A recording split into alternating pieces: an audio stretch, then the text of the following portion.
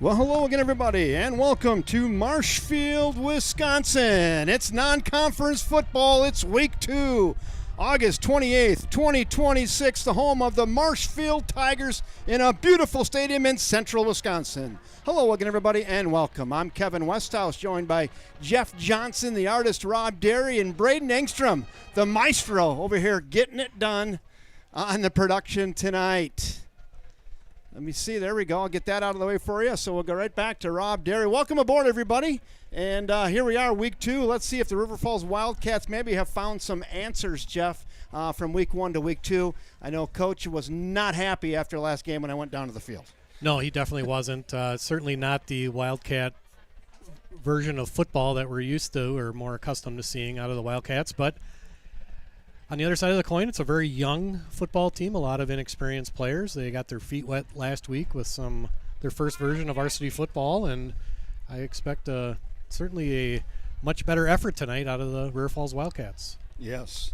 I know there's 5 minutes left, and there might be a moment of silence before the game, but the WIAA asked us to do a moment of silence, and now might be a good time to do their read. See if I can find it here.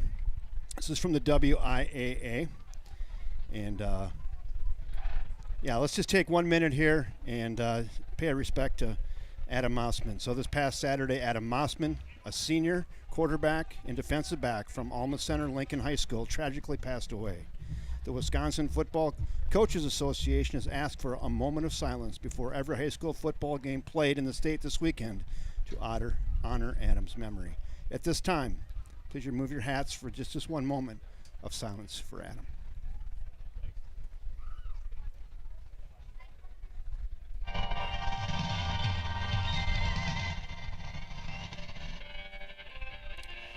Yeah, with that, we're going to get back to it. I know that was a tragic moment for high school football in the state of Wisconsin and for his immediate family and school. Our hearts go out. It's a great gesture being done by the WIAA this weekend throughout the entire state of Wisconsin, honoring the Massman family. And yes, yeah, very tragic. Tragic deal. Well, Jeff, what are we looking for tonight? Last week, Marshfield Tigers kind of handled their opponent. What do you got? Well, Marshfield Tigers coming in with a 1-0 record and flying high as they won at Rice Lake, which is typically a very difficult place to play football. They won by a convincing score of 44-6 at Rice Lake. Like I said, Ethan Femmel is their quarterback, number 5, only a sophomore, threw for 169 yards and 3 touchdowns last week against the Warriors from Rice Lake. Offensively, they're led by their senior running back, number 26, Hayden Carlson. You'll see his name being called a lot tonight. He had 113 yards rushing and a touchdown against the Warriors. Last season ran for over 1,500 yards, 16 touchdowns, and was the Wisconsin Valley Football Conference Offensive Player of the Year. So he's a good one, number 26 for the Marshfield Tigers.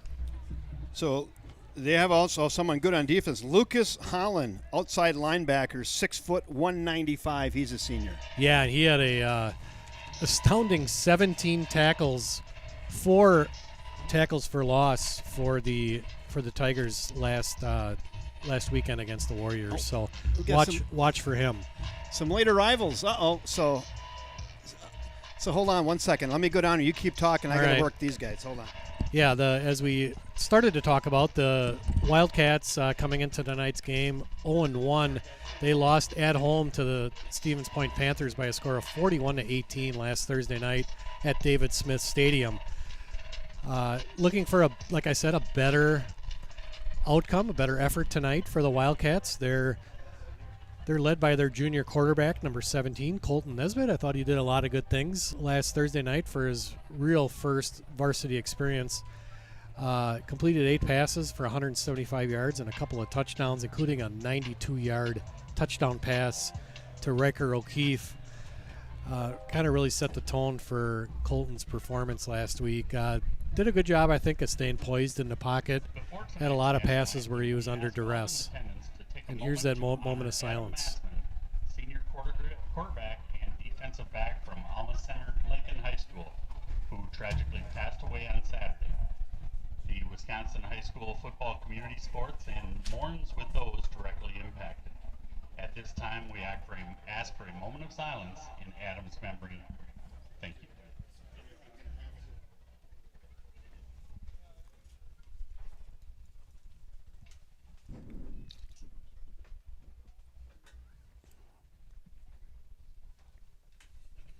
Thank you. Now, for those able, please remain standing, and gentlemen, remove your caps, and please direct your attention to the flag at the north end of the field for the playing of our national anthem by the MHS Pep Band under the direction of Mr. Andrew Nieder and Mr. Brent Plata.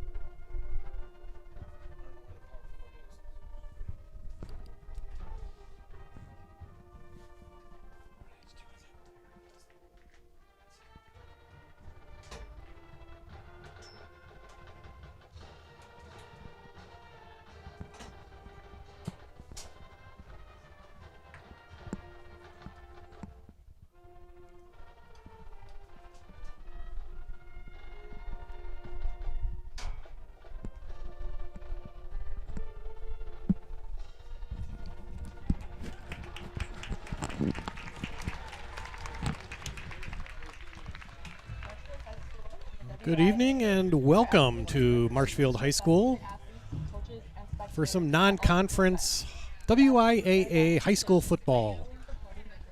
Tonight's game features the River Falls Wildcats against the home team, the Marshfield Tigers, from beautiful Kenneth and Artis Hiding Community Stadium here in Marshfield, Wisconsin, one of the nicer high school football venues that I think you'll ever see. Tonight I'm joined by Kevin Westhouse, who's working on shuffling some cameras around here, so you'll hear from Kevin momentarily. Rob Derry on the camera, Braden Engstrom on the production here for the River Falls Sports YouTube Network, and here come the Wildcats, being announced as a team tonight, wearing their white jerseys, white pants with the navy and gold trim.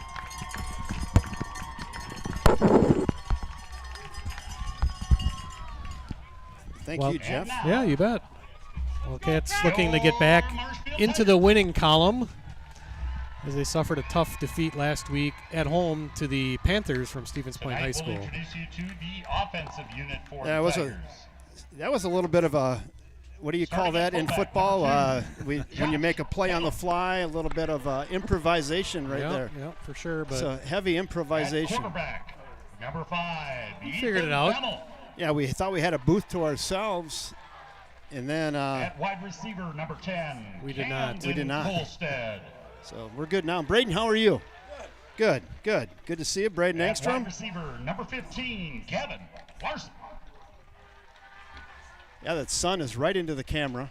At running back number 26, Hayden Carlson. Starting lineup for Marshfield Tigers. We're competing for some your attention tonight. We got the Red Hot Milwaukee Brewers at home tonight playing right now, and the Green Bay Packers playing an exhibition game right now. So I'm going to the game tomorrow, Jeff, down in the Brewer game? Brewer game tomorrow night, 6:10 against the Texas Rangers. Well, we got Shane Drowan on the mound.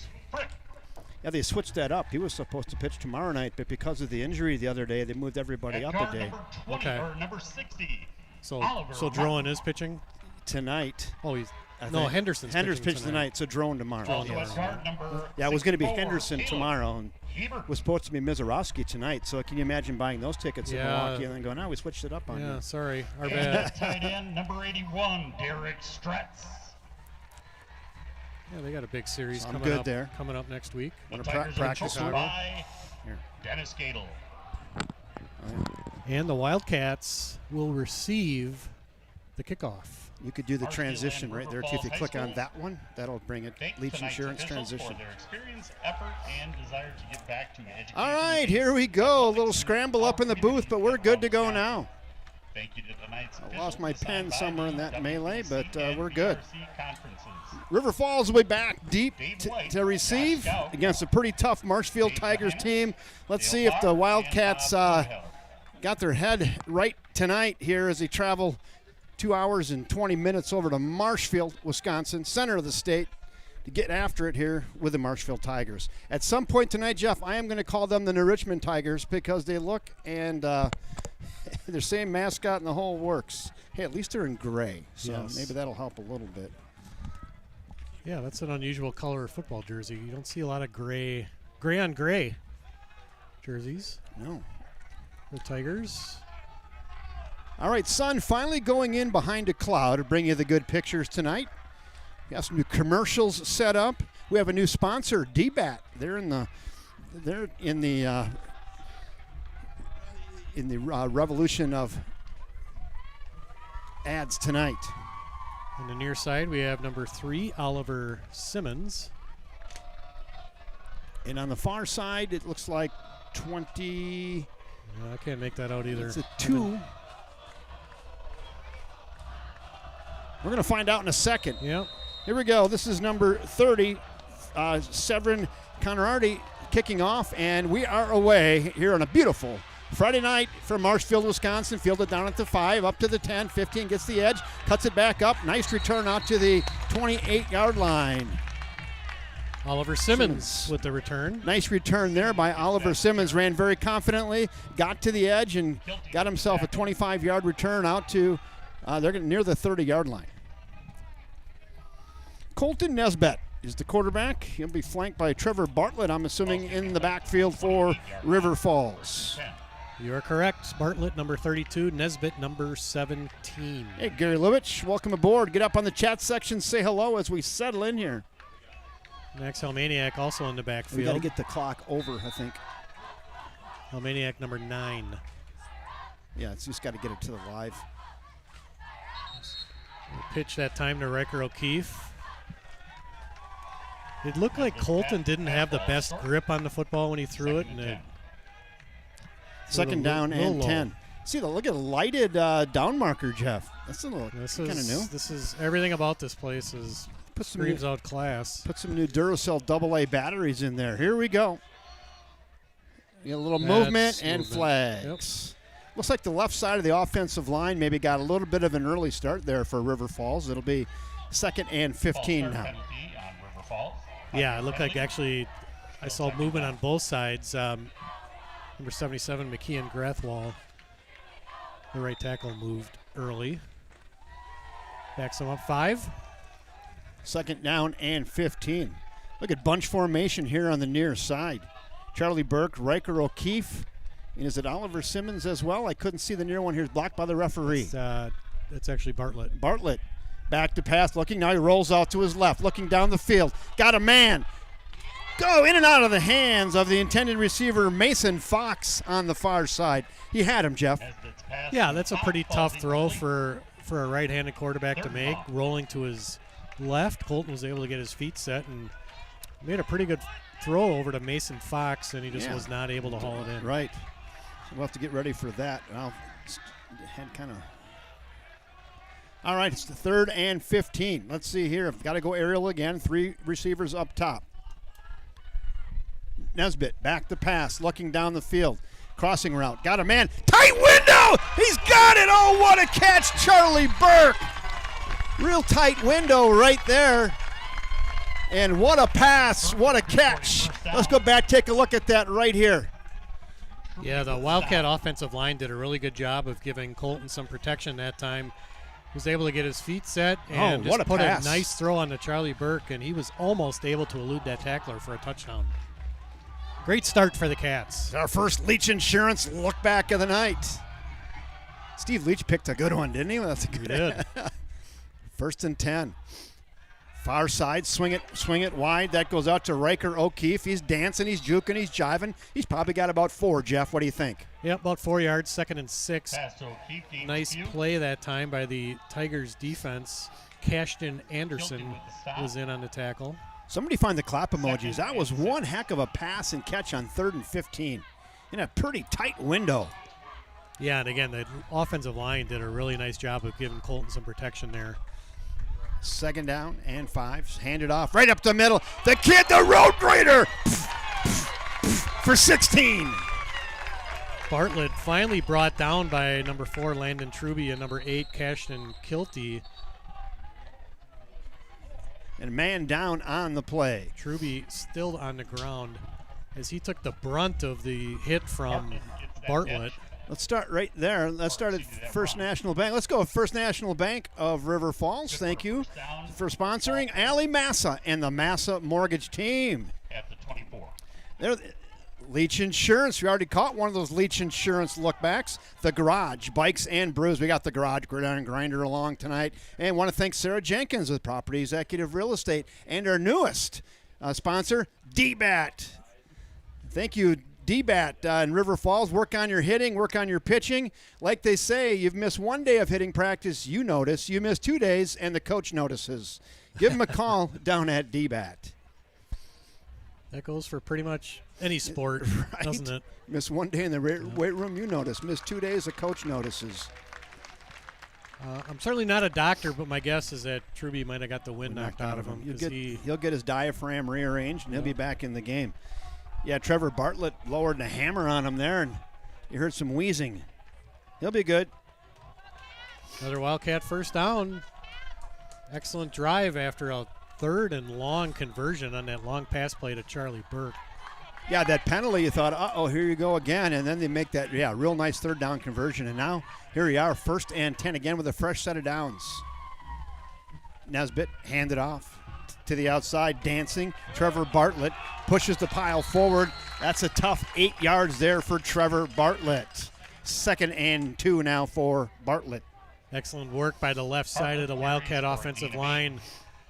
Sean Vorwald, Jonah Herstein, along with the tight end on that side, Chase Radloff. Reisner with the Playbook stop. kind of opens up here. 2nd and 1, they call it. High snap, roll out in the flat. Got a man wide open. Move forward, get the first down. He's going to be really close. Jeff, I think they might have gave it to him there. Maybe. Nope, they're saying 3rd down, no gain. Yeah, good gang tackle that time by the Tigers, Pass complete to led by O'Keefe. Chris Ogoretz. Riker O'Keefe on the catch. He seemed open when he got it, but they did a really good job closing. It'll be 3rd and 1. Let's see if they just run and get this one here. Max Helmaniak also in the backfield. They'll give it to the road grader. He's pushed forward. He's got first down yardage. Whole pile moves forward for about 3 or 4. Move the chains for the Wildcats. First down. Yeah, in short yardage situations, you'll generally see the Wildcats love to run behind the left side of that offensive line, and that time was no exception with Bartlett getting enough to move the chains for the Wildcats. In the red zone now, solidly from the 11-yard line. You can get a first down on about the 1. Helmaniak spins, moves forward down to about the 8, maybe a gain to yard. A little spin at the line and maybe a little dinged up is Max Helmaniak. Yeah, limping off the field a little bit. Max's high school football career has been plagued unfortunately, by some injuries, and finally healthy for the start of the football season, and it looks like he may have got his ankle twisted. Made that stop. Hey, Rob, good to see you. Got the lighting dialed in there now with the sun going down. Looks great now. It's about 35 degrees cooler in here than it was for the freshman game. It's getting nice right Yeah. now. 2nd down and 9. Give it to the road grader. He pushes forward. Trevor Bartlett. He'll gain a couple. It's going to be 3rd and probably 6 or 7. They're going to say 3rd and 7. He gains 2. That was Easton Hallen with the tackle, number 44. Our strong assumption is that he's the brother of Lucas Hallen, number 43, who had 17 tackles last week. Back to pass, looking, rolling, in trouble. End zone touchdown! Riker O'Keefe from Colton Nesbitt with a dart right on the one. Outstanding poise again that time by Nesbitt. He waited for his receiver to get open and put it right on number 1, Riker O'Keefe, for a Wildcat touchdown. I don't know what Ryan Scherz did this week at practice, but this is a much different looking Wildcat team tonight than we saw last week. Yeah, absolutely. I think the big play on that drive was that huge third down conversion from Nesbitt to Burke, and that the Wildcats were off and running after that. Gavin Carafel in to do the kicking. Snap's good, the hold is good, the kick is up, and it is no good, wide right. No good. Maybe tipped. Did you hear something there maybe? I don't know. There was 2 heavy rushers, but they go wide right on that, and they only get the 6. Let's go back, take a look at that replay, Jeff, that Leach Insurance look back right here. Tell me what you got, Jeff. Yeah, here we go. Nesbitt in the shotgun. My name is Ken Hyman. Welcome to Gets the snap. Looks left. Sees the rush from the left side, and he's able to just step to his right and put it right on Riker O'Keefe for the Wildcat touchdown. Did a good job of eluding the rush there and staying poised. Yeah, he looked left. Maybe he kind of froze those linebackers just enough to free it up there to let him get to the outside without the extra defender kind of pursuing that play. Yeah, really nice job of manipulating the pocket that time for Nesbitt, and Wildcats put 6 on the board, off to an early lead here in Marshfield. Pretty impressive drive. Took about 4 minutes off the clock. Some good third down conversions. Yep, huge one early. And that really changed that third down play, and I've referred to that a couple times already, but that just really changes the momentum of the game. Yeah. The Wildcats don't convert that, then they start thinking back to last week, and you might see some players getting a little down on themselves, but no. Right. Watching a few other games. Menominee 7, DC Everest nothing. Rice Lake nothing. And who are they playing? Wausau West. Is there no score there either yet? There it is. Thank you for the ticker. Nice to have the ticker back this week. Yeah. Some scores from last night I'll give to you in a moment. Kick is away, high, end over end kick, fielded out near at the goal line, maybe the 1 yard line. You get a chance to run it out, far side's got a seam, still going and taken down. That's number 26, Hayden Carlson. With that return. Who you talked about in the pregame show, Hayden Carlson, the Wisconsin Valley Football Conference Offensive Player of the Year last year. He's 5'8", 195. He's a fire plug. He is, and as you can see right there, he can fly. I'm going to say 27-yard return on that, maybe 28. He fielded it on the goal line. Hepfel made that tackle. So DC Everest up 9-7 on Menominee. Both teams trying to get their first win of the season. Swing pass here to the near side, good block, a little bit of a hold. I agree. I heard a Faniel hold here. No call. A lot of jersey. Completed to Gavin Larson, the junior 6'2", 183-pound wide receiver. Gavin Larson had a big day last week. I should say a big play last week. He had 1 reception for 60 yards and a touchdown for the Tigers. So quarterback Ethan Femmel, he's 6'3", 176. He's just a sophomore. Played a little bit last year on the varsity as a freshman, which you almost never see. No. Femmel hands it off. That goes to their big back again. Good hard hit. Still keeps his feet. And Hayden Carlson giving a pounding out there, and it's a tough couple of yards. It'll be 3rd and 1. Nolan Hopeful on the play, number 5 for the Wildcats. You'll see his name called quite a bit tonight. Oh, they're going to give that a first down. Wildcats leading returning tackler. So 1st and 10 after another look. Oh, no. Yeah, they gave it a first down. Yep. So Femmel's in the pistol formation. He's flanked by Hayden Carlson in the backfield. Man in motion. Femmel back to pass, looking down the field. He's got all day. Crossing route right on Adrian Piper, and good for about 15. Pass complete to Pieper. Pieper. Good for another first down. Nice pitch and catch that time. Femmel Benedict with the tackle. stayed in the pocket and waited for his receiver to get open. Cutting over the middle was Adrian Pieper, the 5'8" senior, and he was able to find him in a seam for a first down. Yeah, good route, good pass, right on him. Fresh set of downs. They get over the 50. They're into Wildcat territory now. Fake handoff. Now they give it to their big back right up the middle, pushing forward. Just nothing fancy, just a tough 3 or 4 yards. It'll be 2nd down and 7. Gets that carry, gains 4. Tough run that time for Hayden Carlson. Boy, he's got to be tough to bring down. 5'8", 195. Yeah, he's got a low center of gravity, obviously. Speaking of road graders, huh? But he's a strong kid, as you can tell, and if he can get in the secondary, he can fly. That's a big fullback they have there, number 2, Josh Taylor, 5'11", 216 in motion. Hand it off. Now they're going to keep it, fake it, and Femmel slides. This is a late slide. He wants a flag. Pretty late slide, though. Yeah, it was a late slide, and the tackler, Brady Larson, was already in the air when he started sliding, so no penalty. 3rd down and a yard. Definitely 4-down territory here now for the Marshfield Tigers with a big back, Hayden Carlson. You almost wonder if maybe they go play action here, huh? Knowing they're going to go for it on 4th down and probably can get a yard with Carlson. Yeah, either that or give it to Carlson right away. But we're in two-down territory, like you said, Kevin. 2 backs in the backfield. Josh Taylor and Carlson flank the quarterback, Femmel. And now there's flags everywhere on the play. We have an offsides call. On the Wildcats. On the Wildcats, that'll be a free 1st down. It's one of those unforced errors that you certainly don't want to see. We saw several of those last week against Stevens Point. And offside on defense. 5-yard penalty. Can't have too many of those, Kevin. You're not going to win too many football games. No.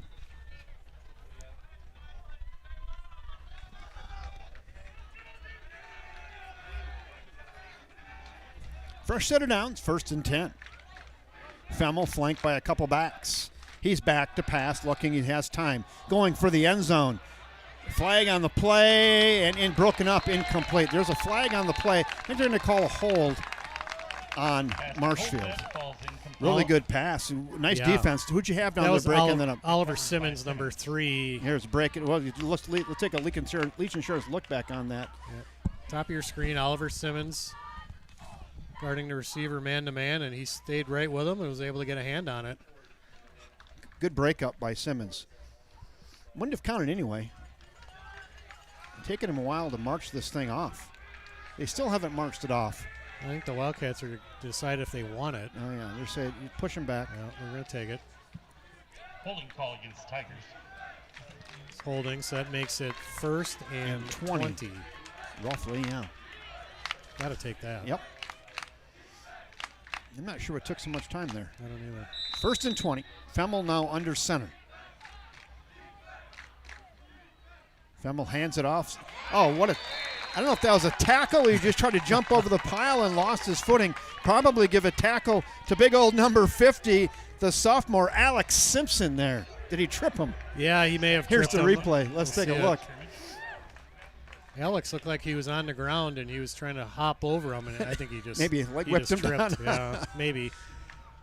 If he did that, it should have been a penalty, but I think he might have just tripped on his own. Loss of 4. Backing it up. Femmel back to pass again. No, there's a tackle here on the near side. No call. Gets to the outside. Look at big old number 2, Josh Taylor, rumbling down. Boy, there was definitely a tackle here on the near side. They did not call a holding. This absolutely had the defender around the waist and threw him down. Anybody else at home see that? Wow. No call. No call. Doesn't look like the Wildcat coaching staff About 17. is too irate. Well, actually, Coach Schurz is 3rd and 3. having a little conversation with the official right now. Watch here. Watch here on the bottom.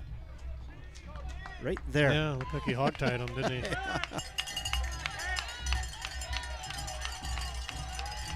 3rd and 3. Femmel back to pass. Looking. Still looking. Got plenty of time. Thinking about running. Now he's got to dump it off. He's got a man in the flat underneath. It's complete, enough for a first down. They'll go down to the 14-yard line. Plenty of time there for Femmel. Yeah, really good job that time by Femmel. It was excellent coverage by the Wildcat secondary and linebacker group, and Femmel just waited and waited and waited, and finally he went to his safety valve, Hayden Carlson, who was right in the middle of the field, and that was enough for a first down. After being at 2nd and 24, the Tigers were able to convert it.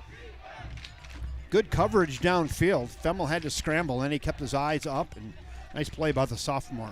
Femmel again, crossing route, got a man, touchdown. Put that right on Landon Truby. Landon Truby, right in stride, 6 for the Marshfield Tigers. Beautiful pass that time by Femmel. Truby, if you remember a few plays ago, had the wind knocked out of him, and obviously he's fine based on that route. Just did a nice in route that time and beat the defender for 6 points, and this game is all knotted up. That's 6. Swinging gate here. Handoff. It's rumbling, stumbling, and he's in the end zone. Not even a swinging gate, just a precarious setup there. And they just do a direct snap, and he runs it forward and gets into the end zone for 2, and it's 8-6 Tigers with 3:26 to go here in quarter 1. Yeah, that's a really tough play to defend on that 2-point conversion with Hayden Carlson as your person in the backfield, and obviously a limited number of defenders in that space trying to bring him down, and he was just able to bowl over the defender and get in the end zone. Yeah, we've got something nice here, Jeff. We got this message last game, but I'll check your monitor. Abigail Treichel graduating from the Air Force Academy today. The Treichel family, there's Dan Treichel on the left and the freshman football player Treichel on the right, who had to miss the game for his daughter's graduation. So congratulations, Treichel family and Abigail Treichel, on the graduation from the Air Force Academy today. Outstanding. Good for them. Wonderful family in River Falls, and happy for them all, especially, what do they call her, Rob? The Admiral. The Admiral. The Admiral.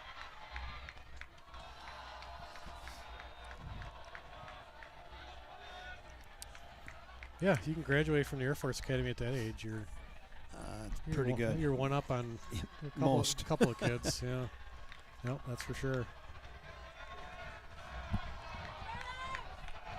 All right, here we go. Still 3:26 to go in quarter 1. Sun just setting now. We had a question like, what time does the sun set? Probably like 7:35. Right around 7:35 here in Marshfield. Kick is away. Fielded back on the 6. Simmons running it up, running into a little bit of traffic. Now he's juking and jiving and runs into a host of gray jerseys who takes him down at about the 18-yard line. And that's where River Falls will shut up shop. 1st and 10 for their second series tonight, down by 2. We'll see if the Wildcats can replicate drive 1, where they converted a long 3rd and 15 situation from deep in their own territory and marched down the field for a touchdown. Prior to kickoff of the varsity football game. Capped off by a Nesbitt to O'Keefe hookup in the end zone. Yeah, you wonder if this would be like the JV game, just a shootout, huh? Didn't see much defense there. No. Nesbitt. 48-32 final. Nesbitt, little swing pass here to the near side, and that's caught. Short gain of about 4. That was Luke Anderson. Luke Anderson made the catch there. Just threw it out in front of him. Luke was stationary, and Nesbitt threw it like maybe he was going to run a little bit. 2nd and 7, I guess.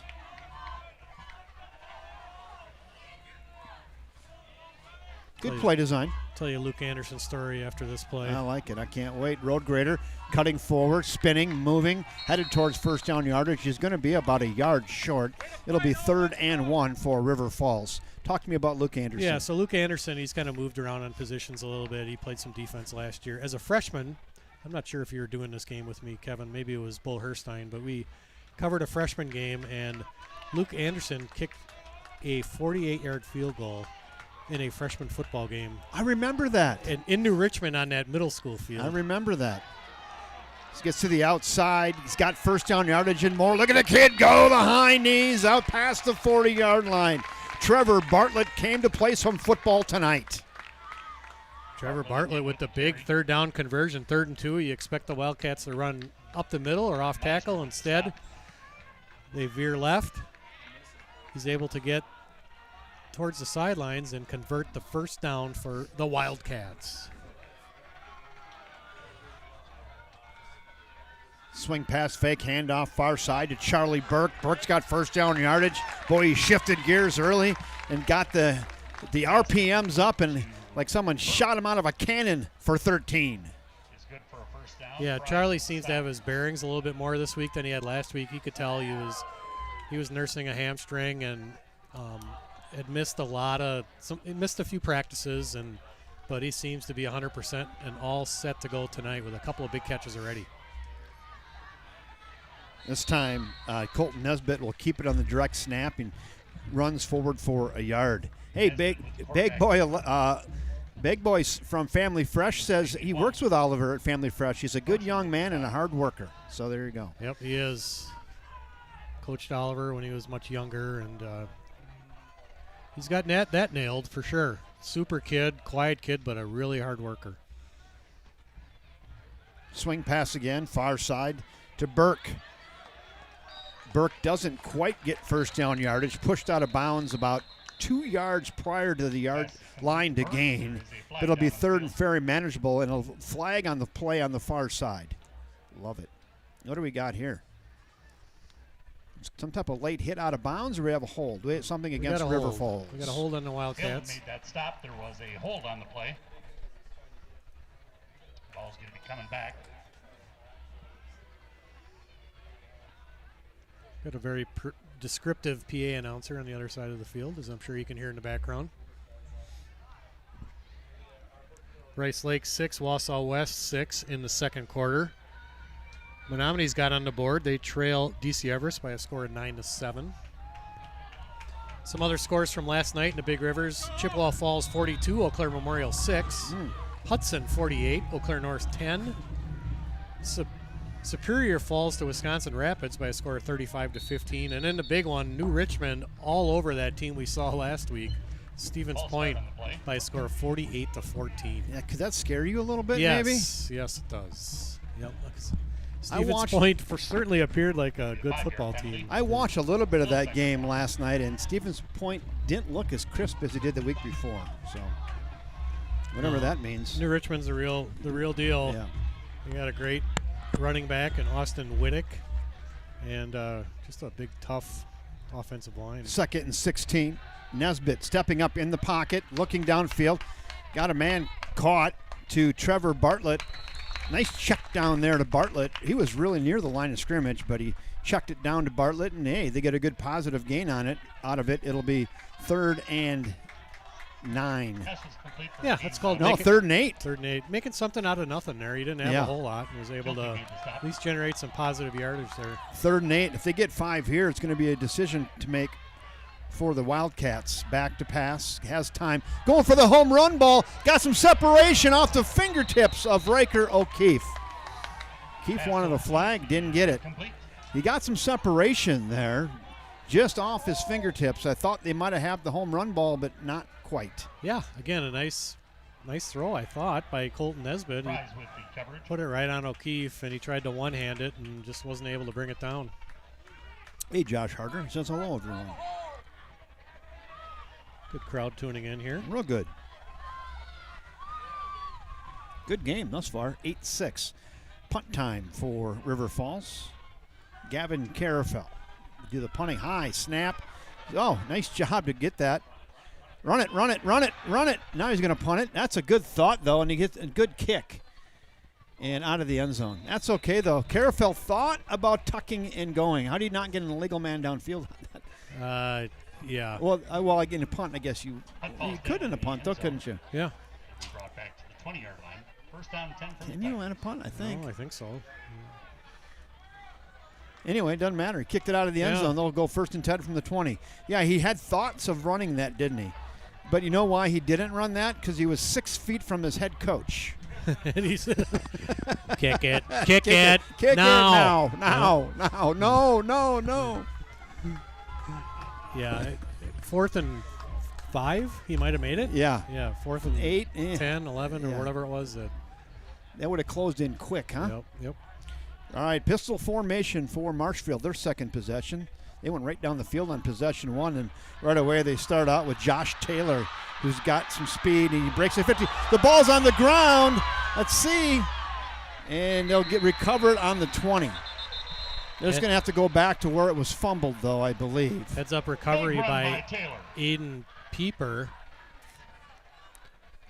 Let's see if the referees are going to. Now we got a replay on that, Jeff. Let's go to the Leach Insurance look back right here.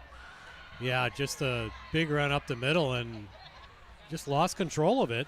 Josh Taylor, and just an outstanding hustle play that time by Pieper. That ball is going to be marked at. The referees are still trying to figure it out. Let's figure out where he dropped it. We can help you if they call up here. We had that.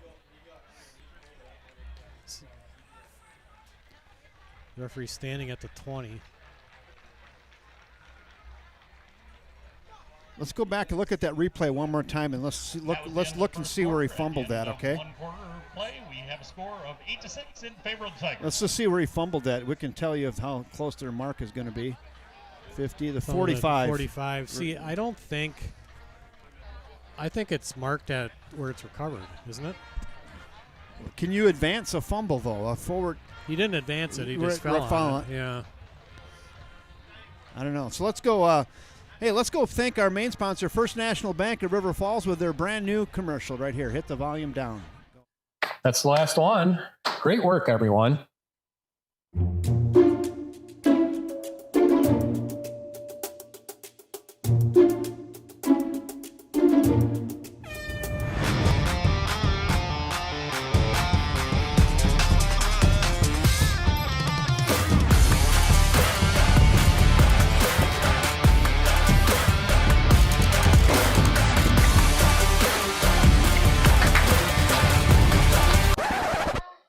Not again.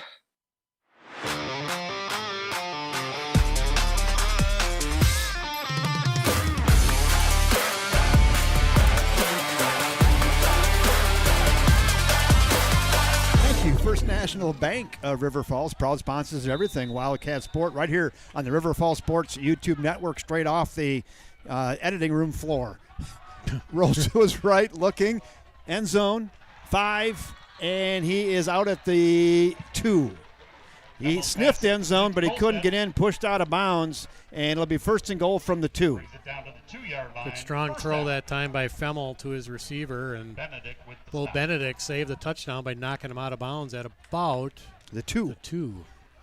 First and goal from the 2 for Marshfield. They're up 8-6. Just started the second quarter. I think you have a pretty good chance you might see some Hayden Carlson right here. He's way in the backfield, so he can get ahead of steam, huh? He's got an up back, Josh Taylor, fullback. Fullback's blocking, and walks in does Hayden Carlson for Touchdown, 6. Tigers. Yeah, big block that time by the fullback, Josh Taylor. Listed at 216. He looks a lot bigger than that to me, Kevin. Yeah, he does, doesn't he? Square. Yep, just ran right behind him. Hayden Carlson with yet another touchdown, the Conference Player of the Year in the Wisconsin Valley Football Conference last year as a junior, which you don't see very often. You go back, rolling, out route, caught, and he's got it for 2. Nice pass and even a better Point catch conversion is good to Kolstad. to Camden Kolstad, the 6'2", 184-pound senior. Catches that near the sideline. Good timing route, good pass, good catch. 16-6, Marshfield. Wildcats jumped out to a 6-0 lead and 16 unanswered by the Tigers to take control of this football game here in the second quarter. Wow. Might give us a chance maybe to run through and thank our sponsors again. Here we go, the aforementioned First National Bank of River Falls, Allie Massa, and the Massa Mortgage team for all of your lending needs. Leach Insurance, you love the Leach Insurance lookbacks. The Garage Bikes and Brews. Sarah Jenkins with the Property Executives team. And D-Bat, get down there and work on your swing.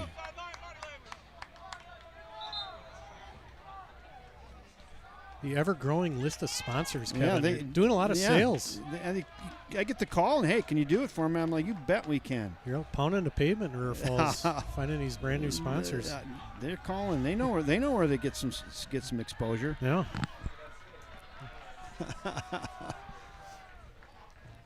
And Nate down there at D-bat. Thanks, Nate.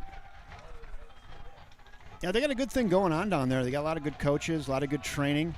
And getting a program, don't just show up once a month. It ain't going to do it for you. Getting a program down there and dial it in. Kick is away. Fielded back on the far side of the 7-yard line. Oliver Simmons gets walloped at the 18. And boy, Marshfield Tigers are all jacked up over there after the big hit on Oliver Simmons on the far side. Kick is taken by Simmons. It's a pretty critical drive right here for the Wildcats, kind of to stop the momentum that the Tigers have gained by those 2 touchdowns in a row that they've scored. They've marched up the field both times. Last possession aided by about a 30-yard recovery of a fumble.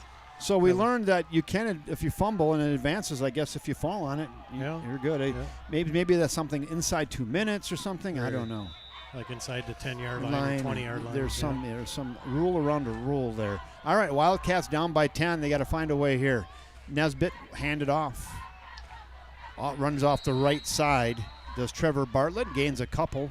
It'll be second and about 7. Bartlett with the carry. Gains a couple. Pulls in with Wildcats in the no huddle offense.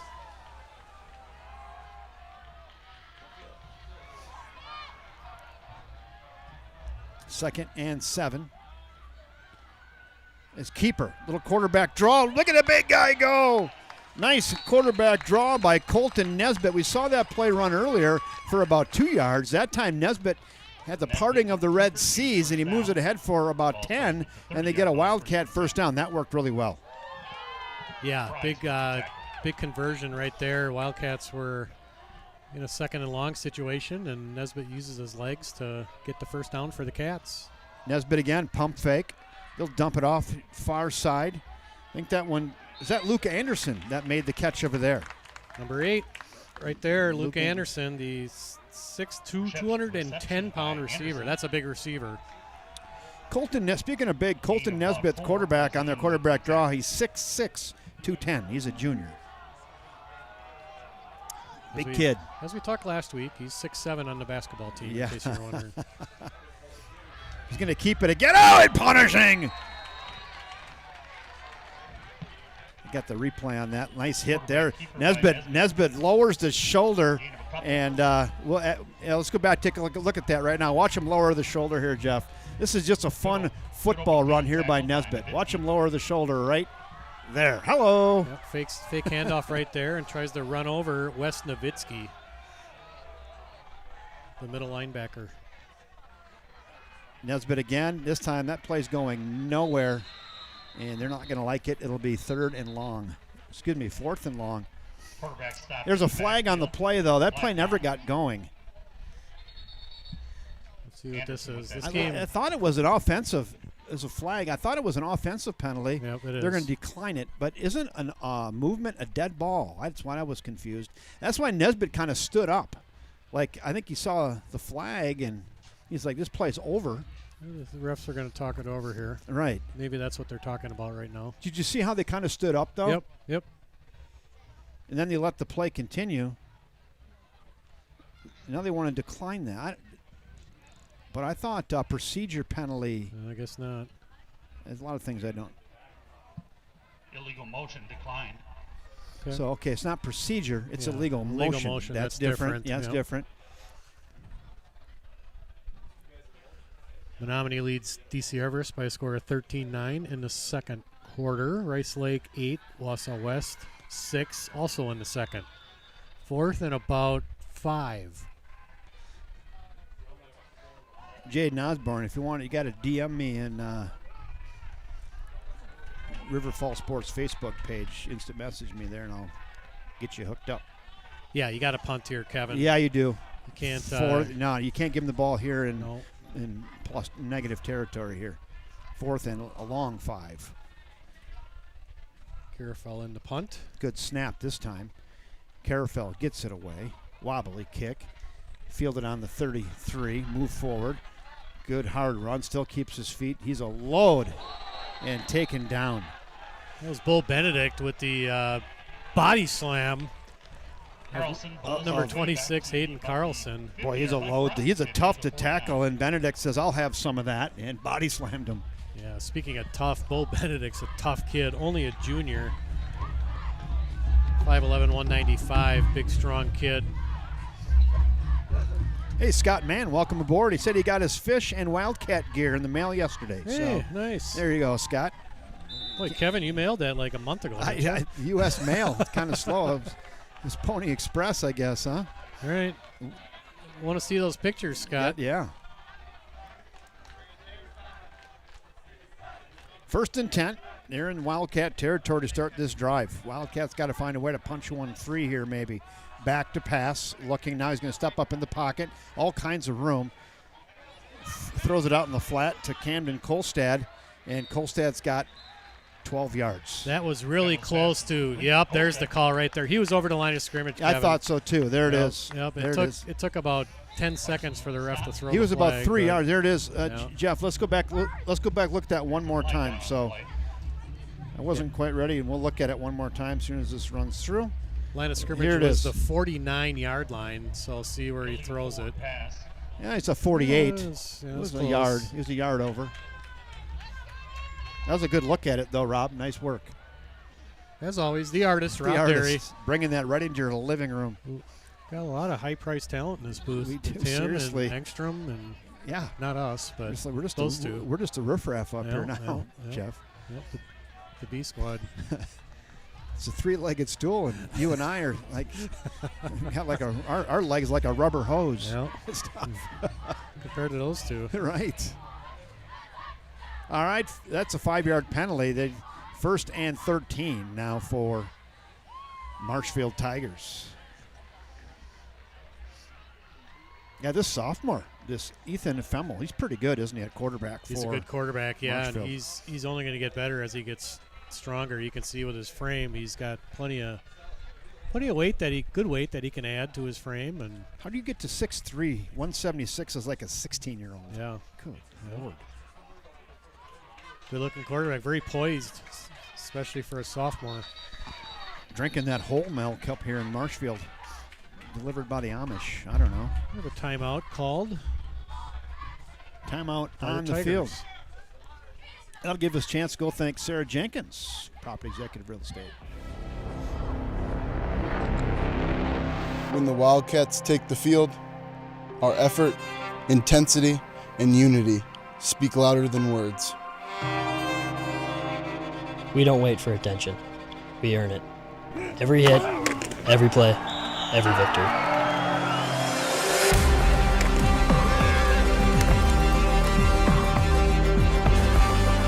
When the game is on the line, we don't stand alone. We stand together. Because here, we before me isn't just a motto. It's how we battle, how we trust, and how we win.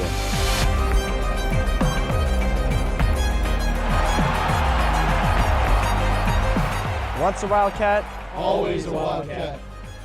All right, I guess the timeouts are not a minute. They're not. Good job in the backfield. Wrap up. Still kept his feet in his balance. Wildcats still on him. Took about 6 Wildcats to bring him down. Boy, they had him for a loss, and he ends up gaining a yard, at least getting back to the line of scrimmage. It'll be 3rd and 12. Yeah, that's that low center of gravity that we were talking about with Hayden Carlson. 5'8", 195. A tough kid to bring down, and as evidenced by that play right there. Nolan Hopeful, one of the most surest tacklers that the Wildcats have. All right, big play early in this football game here. 3rd and 12. Cowbells are out here on the near side. Run the River Falls side. Back to pass, looking, feeling some pressure. Going for the home run. Ball's got a man. Caught. 5, touchdown. Home run. Gavin Larson gets under that, gets in behind the defensive backs, and Femmel puts it right on him. Femmel to Larson. Beautiful throw that time by Femmel. the offensive line for the Tigers gave him plenty of time to throw the ball, and Gavin Larson was just able to run right underneath it. He had a long touchdown last week against Rice Lake, and this one was a 51-yard hookup to extend their lead to 22-6.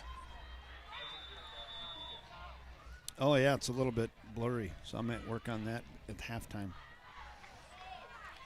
And tipped and incomplete. So they do not convert. Extra point is no good. Keeps it a 2-score game, Kevin, at 22-6. 22-6 in favor of the Tigers. Yeah.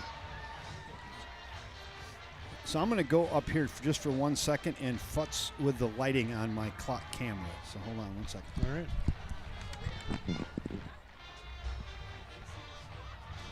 Well, after a real good start by the Wildcats, going the length of the field for a first possession touchdown, it's been all Marshfield since then as they've gone on a 22-0 run here in Marshfield, Wisconsin, to take the lead 22-6 over the Wildcats. Offense has had no trouble moving the ball, led by their quarterback, Ethan Femmel. Just a well-diversified offense. Femmel, obviously, as shown by that last play, is not afraid to throw the ball downfield, and they got a heck of a running back in Hayden Carlson, and their offensive line, Kevin's just doing a fantastic job giving Femmel time. Yeah, and then he threw that one right down the stovepipe, right into Larson on the run. They had two guys out there. He just got behind him. Well, 22-6. Big possession here for the Wildcats coming up here to try to stay in this football game. The kick is away. Fielded on the far side by Oliver Simmons again. Out to the 15, the 20. And maybe the 24-yard line. That's where River Falls will set up shop, 1st and 10. 8:07 to go here till the half. Simmons takes it out to the 25-yard line. It's a good football team, Marshfield. They Tackled by Slesniko. destroyed Rice Lake last week by a score of 44-6 at Rice Lake, which I don't recall that ever happening. Rice Lake losing a game that bad at home. Right.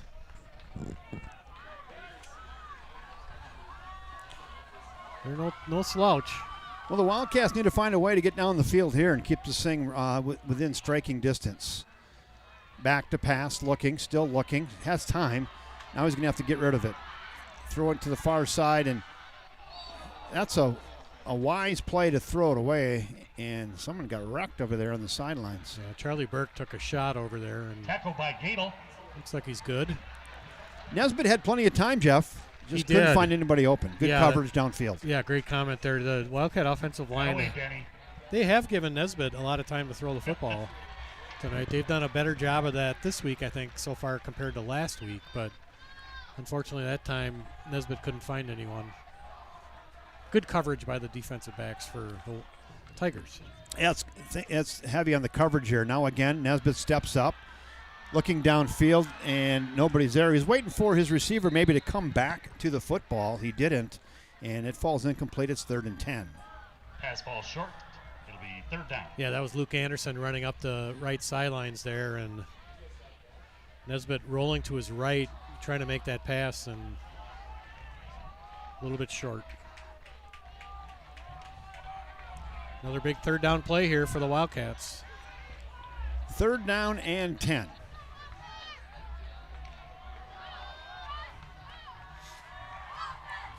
Nesbitt back to pass, looking, crossing route, going for the home run. Got a man right here.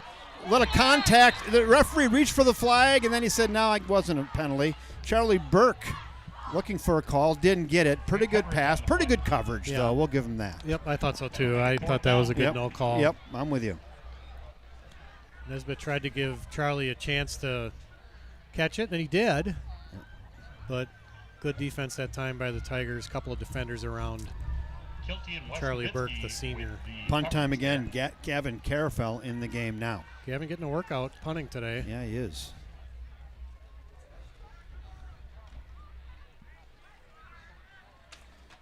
Back deep, Hayden Carlson, the fire plug. We got a late entry and now a timeout, and coach is not going to be happy. No, they only had 10 players on the field. That's what Gavin was trying to get Timeout, River Falls. the coaching staff aware of. He had no personal protector that time. No. Which isn't ideal. No, Garfield's like, hey, and he get the timeout. You can get a lot out of it. It happens. That'll give us a chance. We can run through our sponsors again, I guess. Every game. We never have a perfect game, but rewards always. Thank you, First National Bank of River Falls. Allie Massa and the Massa Mortgage Team. There's Tino Massa. You're going to know. We'll get him next time. Leach Insurance. Thank you for Leach Insurance for the Leach Insurance lookbacks. The Garage Bikes and Brews. We'll have the Garage Gridiron of the game. Sarah Jenkins, Property Executive Real Estate. DBAT. Thank you, Nate, down at DBAT for being a sponsor. And we'll go back to the action.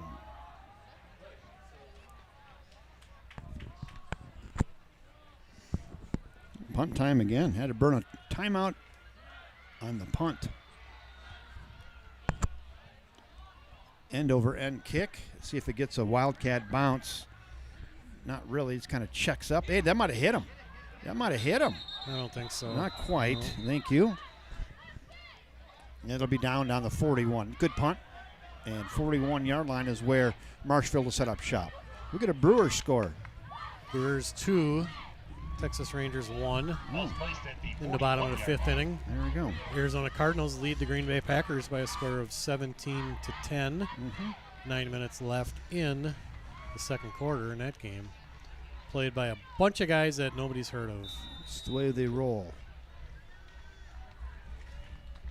1st and 10 for Marshfield. You got to stop them here.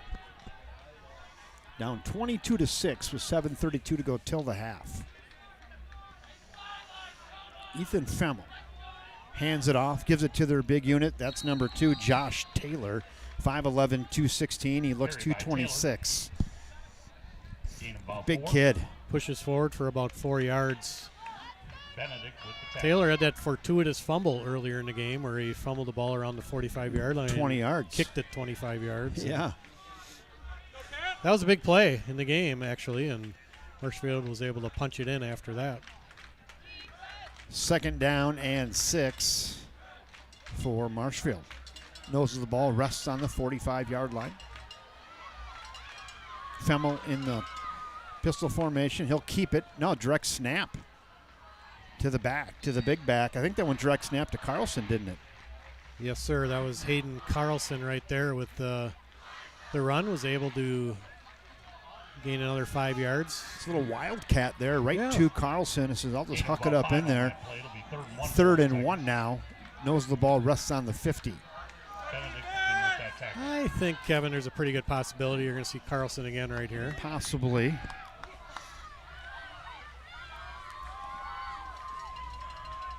Bunch formation. Yeah, he's going to tush push. No, they didn't get it. They didn't get it. He didn't get it. Did not get it. Interesting play call. You have those 2 battering rams in the backfield. Yeah, and they tried to tush push it forward. He might have lost half a yard. It'll be 4th down and 1. Well, they're going to go for it here, clearly. I would think. Well, the Wildcat defense could change the entire momentum of this football game right here by getting a stop at midfield. Yeah, I would just sell out here, right? Get up in the box and see if you can get a hat on somebody. Most likely you're gonna have to get a hat on Hayden Carlson, number 26. Let's see. Either that or Josh Taylor. Either one of those guys. Timeout. Tigers. Marshfield. They're going to talk it over.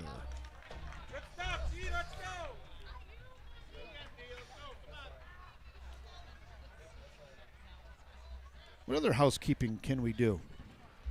Wausau West leads Rice Lake by a score of 12-8. Thank you. Second quarter. Oh, look at Rob Derry's better half bringing Renee, waters. Thank you, Renee. I don't care what he says about you. You're right. Awesome. So, thank you, Renee. Appreciate it, Renee Derry. That was very nice. Very nice. That's cold too. Let me know what you think of that hot dog. The one I had, I'd give a 9. 9.5. Really? 9.5 maybe. Yes, I love that. If I would have known it was that good, I wouldn't have stopped at 1.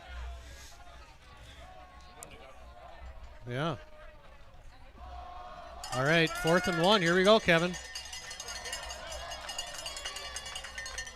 Someone says, what's the score of the Packer game? 17-10 Cardinals. 17-10 Cardinals. 4th and 1. Give it to the big guy. I They don't know. stopped him. I think they stopped him. Oh, Ball's, the on the ball's on the ground. ground. I think River Falls Wildcats have held on downs. Hey, Wildcat fans, find the clap emojis. That's a huge play here in this football game. Yeah, like I said, the Wildcats had a great opportunity to change the momentum of this Let's look at this game replay here, Jeff. by getting a stop. Boy, They give it to Carlson up the middle, and probably for the first time tonight, he went nowhere. At number 5 for River Falls, I think, got him around the ankles. Nolan Hopeful was the first one in there and slowed him down. There was a host of white shirts that snuffed it out. Well, we got a short field here. Wildcats taking over right at the midfield stripe. Let's see if they can capitalize. That was big. Nolan Hopeful sold out, and he got an ankle and slowed him down enough. And a few white shirts hopped on his back and kept him short of the line to gain, and they'll turn it over on downs. Big play there for River Falls. The score before halftime here, Kevin, would be enormous. Enormous with a capital E. Nesbitt hands it off. The road grader pushes it forward. Nice gain. On first down, he gets about 8 on the play. It'll be 2nd and 2. Great run there by Trevor Bartlett. Yeah, nothing fancy right there. Just give it to Bartlett up the middle, and he's able to plow forward for 8 yards. Bartlett again. He had a lane. He tried to go one hole over, and that filled quickly. No gain, 3rd and 2. Bartlett gets that carry, gains nothing. Nick Simpson was happy with that defensive play. Anderson with the stop. Charlie Burke getting his defense together out there. There's offense, excuse me. Bunch formation. Nezzy. Give it to Bartlett, bounces it to the outside. He's got first down yardage and more.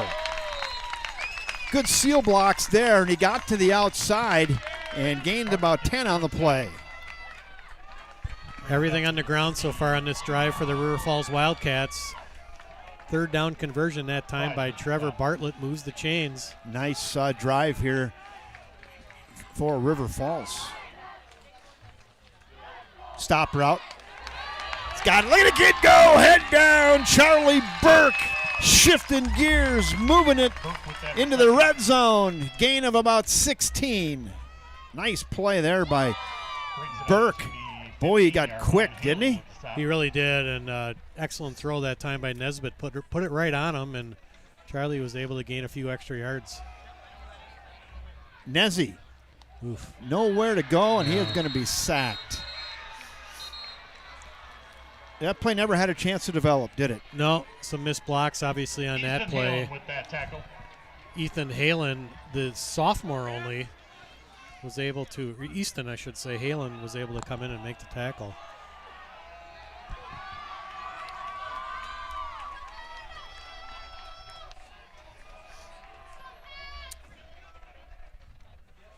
Once again, Trevor Bartlett trying to find the edge. He has the edge. He gets that loss of yardage back, but it's going to be 3rd and 10. Well, he got the loss yardage back. Yeah, so 3rd and 10. 3rd and 10, probably a passing situation here for Nesbitt and the Wildcats.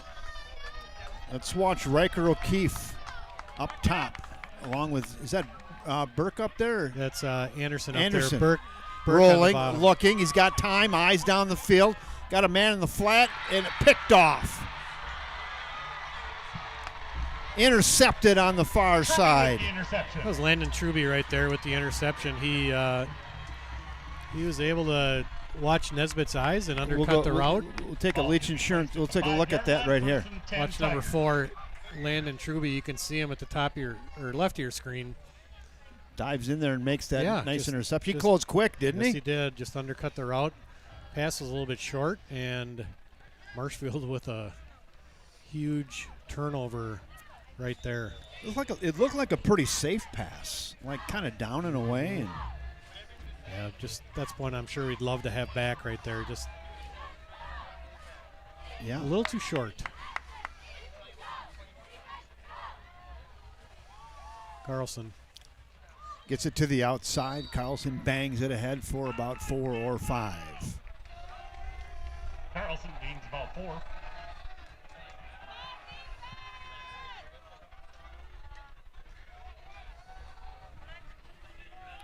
Some stats here really quick for you. Compliments of Dan Jenkins. Colton Nesbitt, 10 of 16 for 100 yards. Bartlett, 11 carries for 69 yards. Charlie Burke, they're a beneficiary of most of Nesbitt's throwing. 4 receptions for 72 yards. Thanks, Dan. Back to pass. Looking. Now he's going to feel pressure. He's got to get rid of it. It's caught.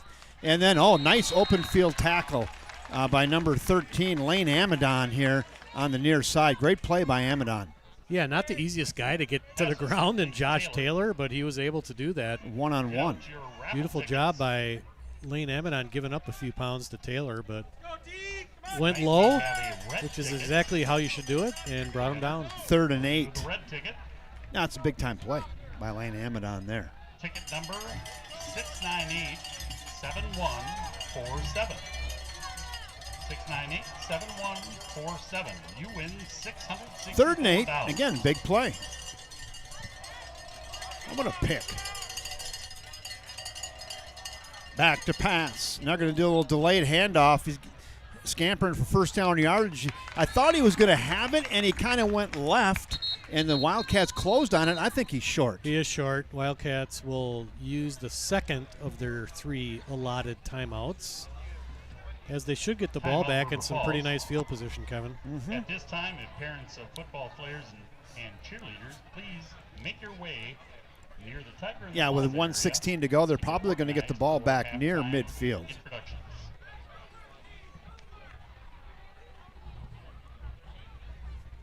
Wildcats have 1 timeout left with 1:16. Clock does stop on first downs, so they have the benefit of that as well. Plenty of time here for the Wildcats to put some points on the board.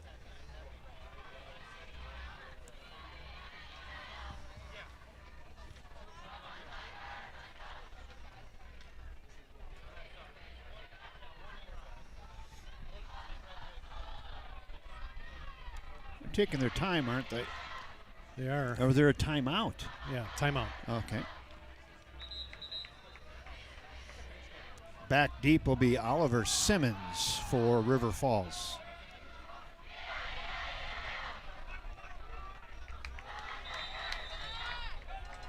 See if the Wildcats can put a little pressure on the punter here.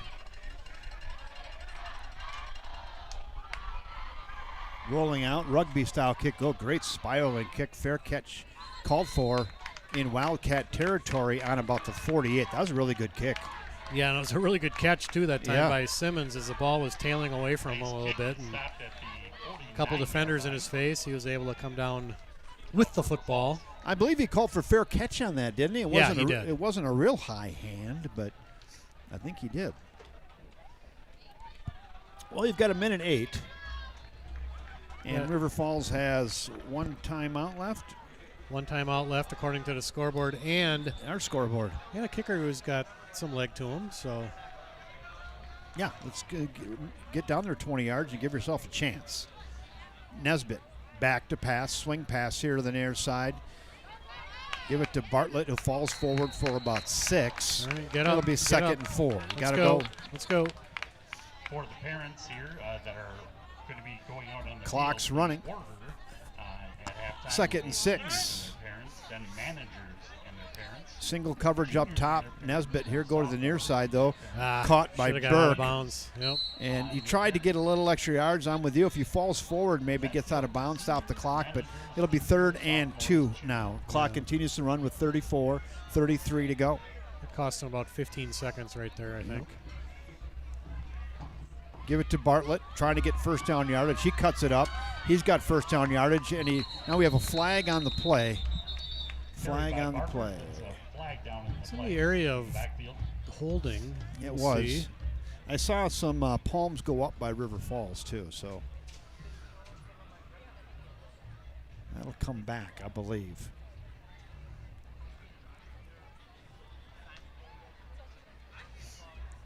And that's what it is. Holding is the call. They were inching towards Gavin Carafell field goal range, but that'll negate that. Push that back a ton. Wildcats still have that one timeout left in their pocket.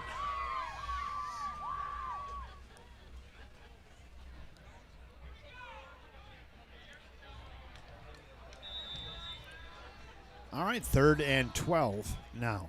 22.1 seconds left here. Nesbitt, little pump fake, crossing route, got a guy in the middle. Oh, he hung on to that.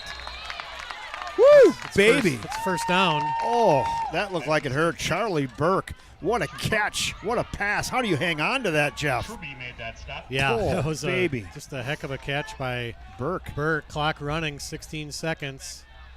Get to the out of bounds. He'll drop it. Let's go back. We're going to go back, take a Leach Insurance look back on that here. Here it comes. Yeah, third and long situation for the Wildcats, 3rd and 12. This looks like it's smarted. Crossing route. Just, oh, baby. Nice catch. Nice hit by Truby, but to no avail as Burke comes down with it.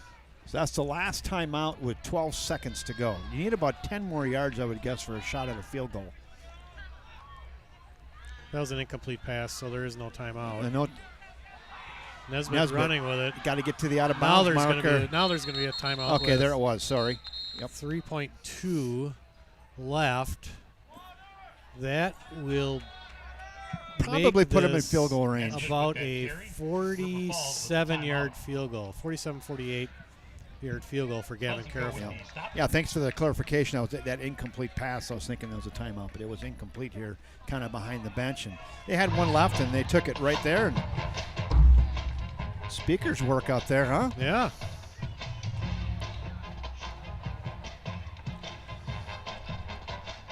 A nice video board on the other side of the field down there. And oh, look at that. A few dollars invested in this facility.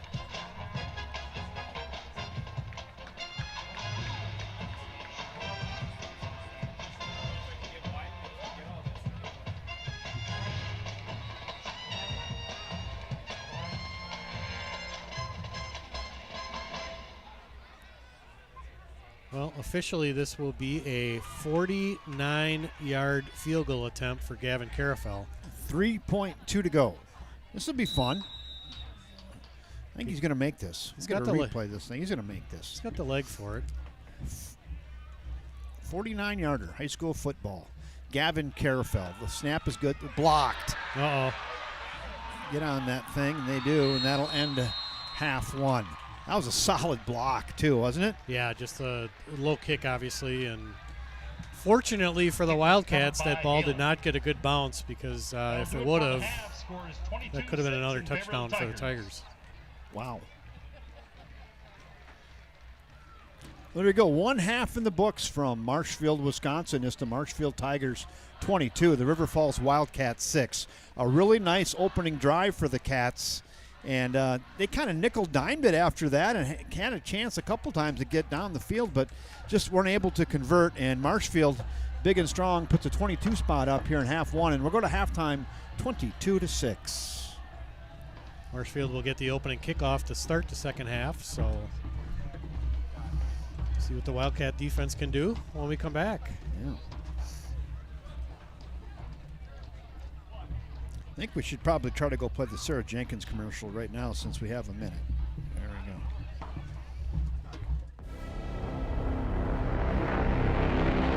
When the Wildcats take the field, our effort, intensity, and unity speak louder than words. We don't wait for attention. We earn it. Every hit, every play, every victory.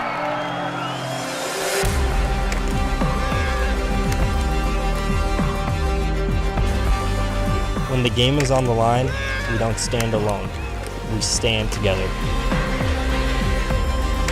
Because here, we before me isn't just a motto. It's how we battle, how we trust, and how we win.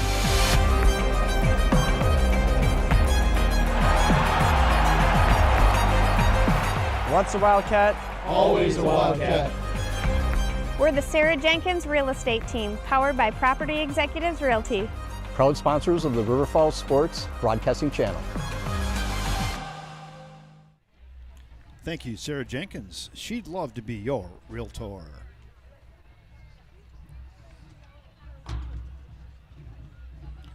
Maybe let's run through other sponsors too real quick. Let's do them all. Let's even do the doubles. Thank you, First National Bank of River Falls, proud sponsors of everything Wildcat Sport, right here on the River Falls Sports YouTube network. Thank you, Allie Massa and the Massa Mortgage Team. Let's get the one right next to it. Let's see Vito Massa. Look at the kid. There he is. Give them a call and take care of all of your lending needs. Thank you, Leach Insurance, for all the replays tonight. Well, for the Leach Insurance look back. Thank you, Garage, Bikes, and Brews, for sponsoring the coveted Garage Gridiron Grinder. We got a whiteboard going up here for that. Thank you, Sarah Jenkins, again, the Property Executive Real Estate. Thank you, D-Bat. Thank you, Nate, down at D-Bat. You got to hone your hitting and pitching skills. Get on down to D-Bat in the Whitetail Industrial Park in River Falls, 715-796-3228. Give them a call. They'll take good care of you. They got great coaches down there at D-Bat. Then we have number 11, Harlan Meisner, and sophomore, number 91, Uriah Meisner, whose parents are Jason and Jody Meisner. Well, Jeff, what do you think? We'd take a few-minute break here. Yep, that works for me. All right, we'll be back with you shortly.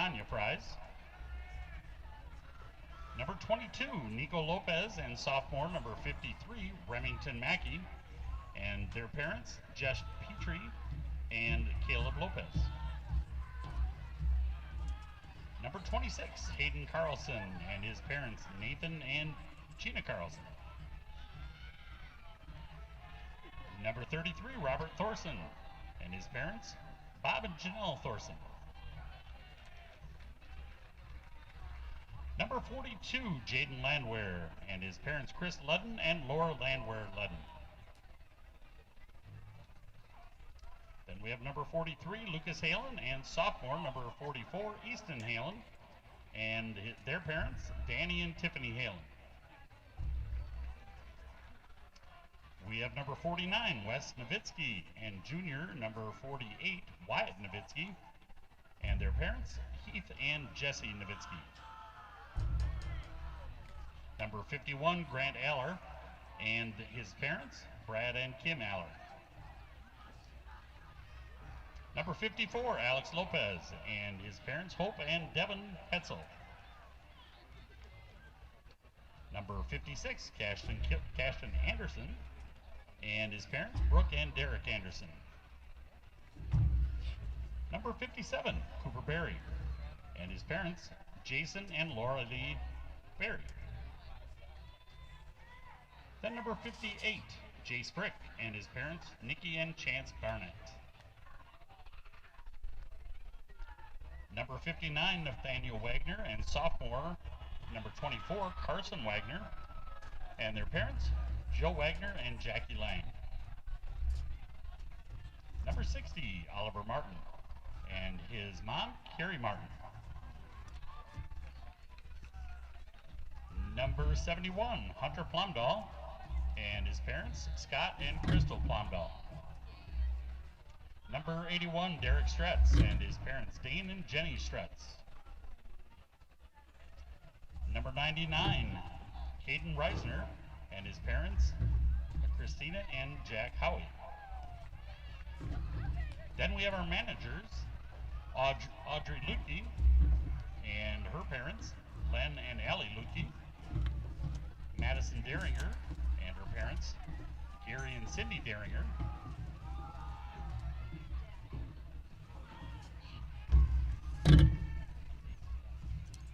Then Jayla Rasmussen, and her parents, AJ and Sarah Rasmussen. Nolan Hatala, and Nolan's parents, Dawn and Kevin Hatala. Then we get to our juniors. We have Reed Scheuer, number 14, and his parents, Aaron Scheuer and Sarah Ramberg. Number 15, Gavin Larson, and his mom, Lanny Larson. Then number 21, Grayson Varsho, and parents, Heather and Danny Varsho. Number 29, Jaden Stargart, and his parents, Josh and Tammy Stargart. Number 30, Severn Conrady, and his parents, Steve and Missy Conrady. Number 34, Max Schreiber, and his parents, Sarah Albrecht and Chris Schreiber. Number 35, Brennan Polzine, and his parents, Jessica and Justin Polzine. Number 39, Gavin Mueller, and his parents, Chris and Tina Mueller. Number 40, Logan Drexler, and his parents, Carla and Eric Drexler. Number 52, James Hofferman, and his parents, Jenny and Brian Hofferman. Number 75, Nathan Burton, and his parents, Christy and Matt Burton.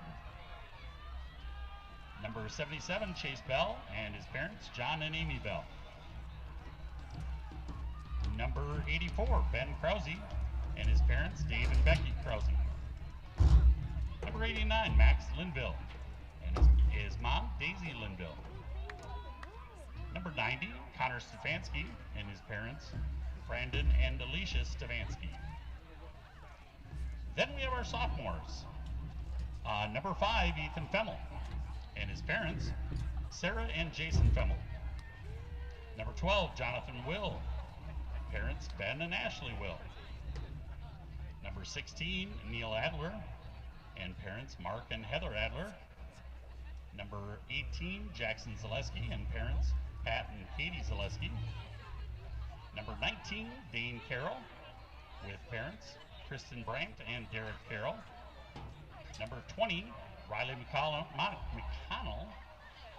and Dad Scott McConnell. Number 23, Kanan Berger, and parents, Nick and Christina Berger. Number 28, Quincy Schrader, and parents, Lisa Schrader and Jason Schrader. Number 31, Reese Horn, and Nicole Hasenfang and John Horn. Number 36, Asher Herman, along with parents, Aaron and Amanda Herman. Number 38, Zachary Knack, with parents, Rena Rogers and Kyle Knack. Number 41, Matthew Stern, and manager, Logan Stern, and parents, David and Stephanie Stern. Number 45, Sean Slesnico, and parents, David and Jody Slesnico. Number 47, Jonathan Bors, with parents, Hannah and Mitch Westland, and Tom and Vanessa Bors. Number 64, Caleb Hebert, with parents, Wade and Shannon Hebert. Number 65, Peyton Offer, with parents, John and Shauna Offer. Number 67, Titus Berg, with parents, Dave and Holly Berg. Number 68, Felix Borman, with parents, Josh and Ashley Bowman. Number 72, Thomas Schrader, with parent, Junko Schrader. Number 76, Asher Scholzen, with father, Aaron Scholzen. Number 78, Brady Banzer, with parents, Jillian and Dan Banzer. Number 79, Harper Chick, with parents, Jamie and Luke Chick. Number 83, Carson Vanden Elzen, with parents, Joe and Darcy Vanden Elzen. Number 85, Justin Hamilton, with parents, Bree and Ricky Hamilton. Number 86, Peyton Gorst, with parents, Steve and Kristen Gorst. Number 88, Reed McFarland, with parents, Dean and Carrie McFarland. Number 92, Connor Creer, with parents, John and Karen Creer. Number 94, Braden Braun, and parents, Dustin and Monica Braun. Number 96, Elijah Bell, with parents, Jessica and Chris Bell. Number 97, Mason Schuneman, and mother, Tanya Kirshner. And then we have the cheerleaders, Sophia Faber, along with her parents, Matt Faber and Danny Anderson. Isabella Reiner, with father Benjamin Reiner. Rihanna Colson, with mother Christina Garcia. Amara Garrity, along with her mom, Kristen Akbar. Alice Hoppenworth, along with mother Summer Easterek. Ashlyn Luther, along with parents Eli and Stacy Luther. Isabella Bunders, with parents Cassie and Cord Andrew and David Bunders. Natalie Hawks, along with parents Nate and Allison Hawks. Tabby Rowe, along with parents Andrew and Barbara Rowe. And Emma Reading, along with mother Rebecca Reading. There are all of our parents and their kids. Let's give them all a big round of applause.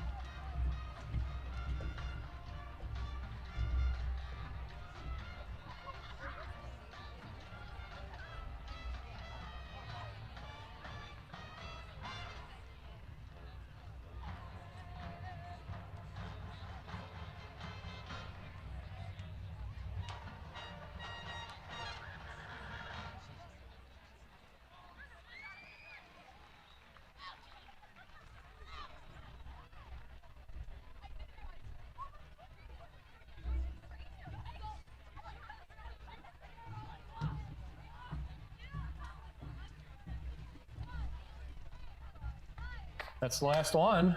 Great work, everyone.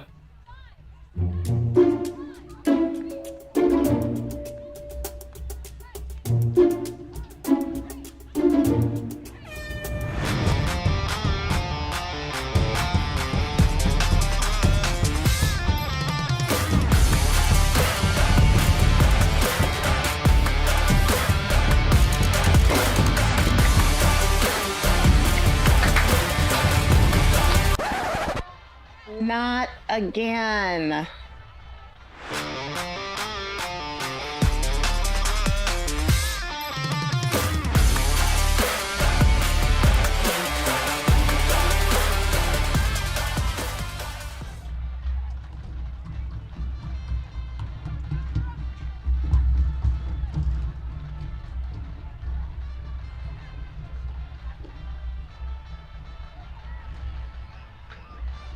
Thank you, First National Bank of River Falls.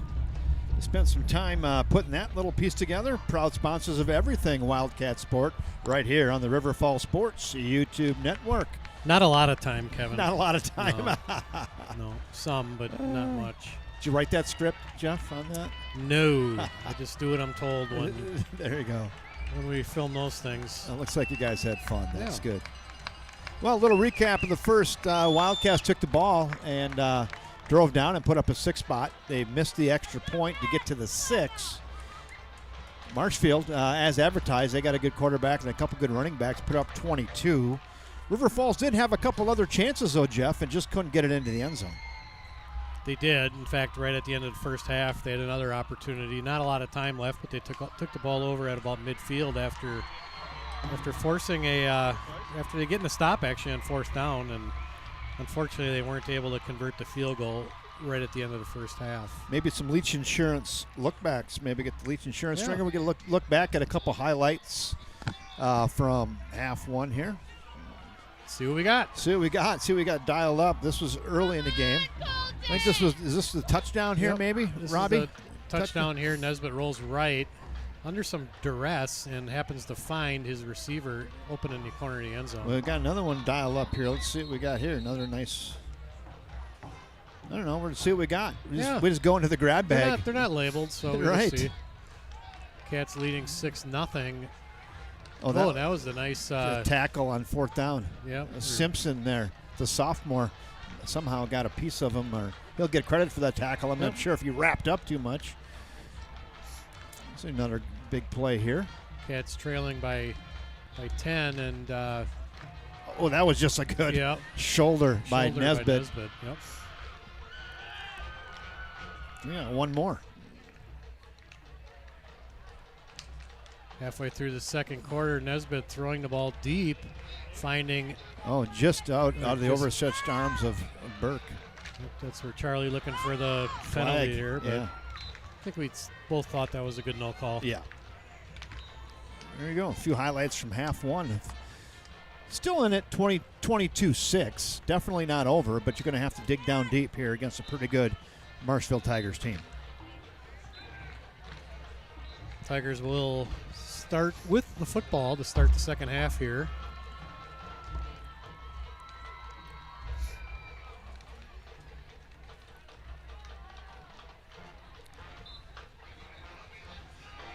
We have those other scores, Braden. Oh, yeah. Pull that up. See what those look like. Menominee leads DC Everest by a score of 21-17. Here's one. And 20-14, Wausau West at home. Over Rice Lake. Over the Warriors on that city field in Wausau that we were at a couple of years ago, Kevin. Oh yeah, that was in kind of like a mini Lambeau field, tucked in a neighborhood, old school. No place to park anywhere. Yeah, the booth was 2 foot by 2 foot. Locals selling their yard. For parking. Yeah, it was kind of tucked in the neighborhood, wasn't it? I kind of like that actually.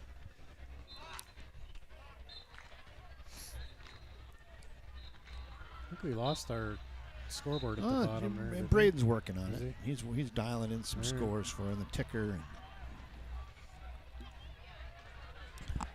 Halftime, Green Bay 24, Arizona 20. Bottom of 7th inning, Milwaukee leads Texas by a score of 3-1. Yeah, like that.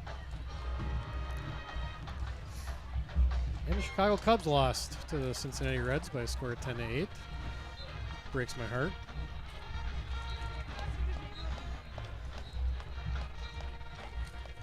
Brewers could go 8. Lead could go to 8. 8. That sounds like a lot, doesn't it? Well, with 27 games left, that's a good size lead. Yeah. And what do you have, 7 against the Cubs yet? Yeah, they got 7 left. 4 next week in Chicago. So. And you're thinking, well, hey, win 3 out of the 7. Yeah, if they can get a split next week, they'll be in really nice shape.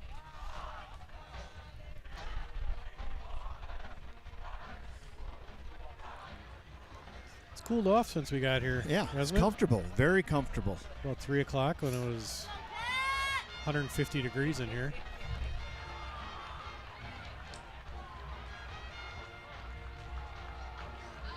You letting the scoreboard marinate? Yeah. I'll let the kid work over here. Leave him alone. Nice size crowd here. If you look at the other side of the stadium, it's yeah. They come out and support their Tigers. Got fans that standing around the fence. Just a beautiful setup here.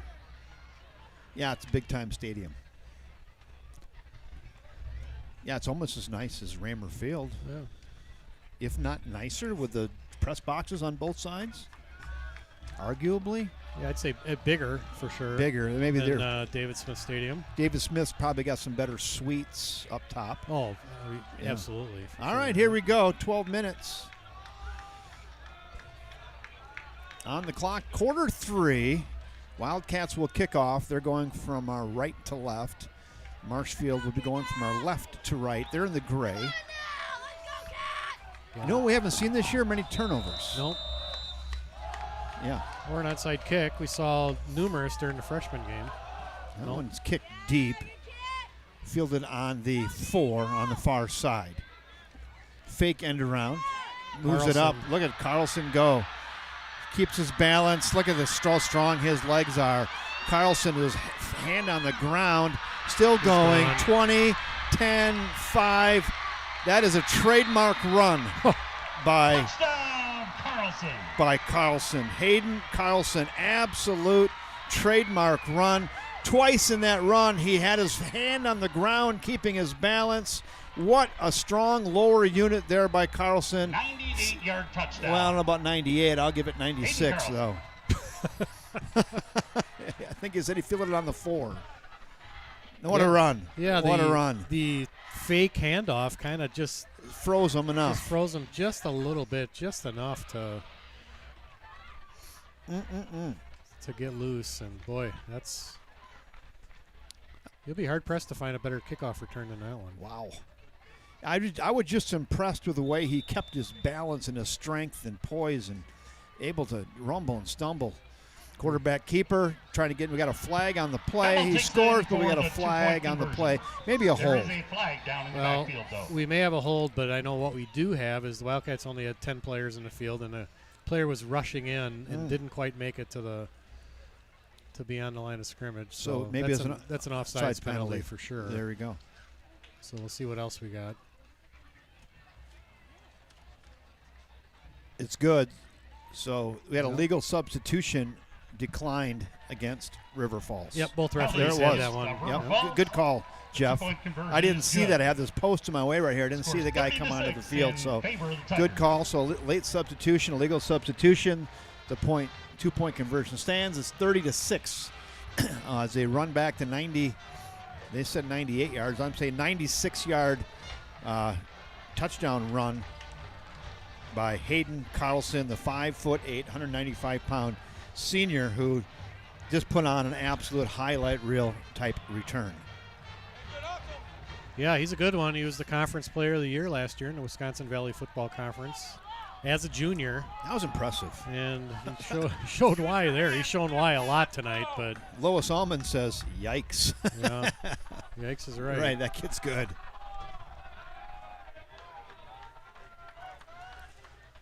Well, that makes it tougher. Yeah. How about that? It'll make the story better. Yeah, it would make for a heck of a one, wouldn't it?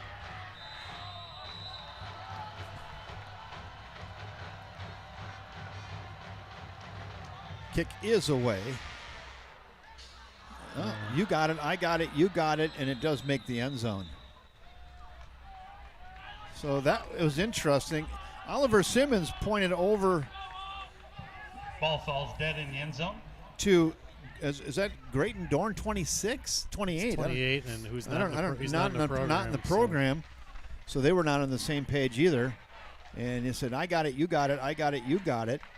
And nobody had it. Did make the end zone, so River Falls will start 1st and 10 on their own 20.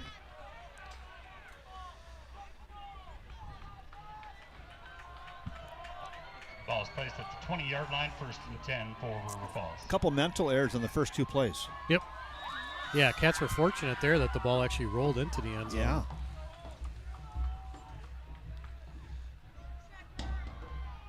Give it up to Bartlett.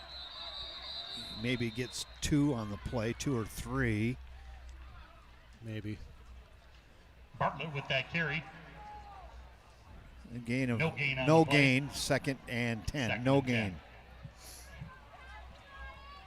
Anderson with the stop. Marshfield, not their defense isn't as big as Stevens Point from last week, but boy, they're tough. They're strong.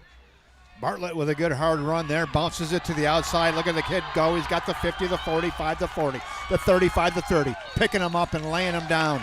No flags. Trevor Bartlett with a 40-something yard scamper there. 47 officially. 47.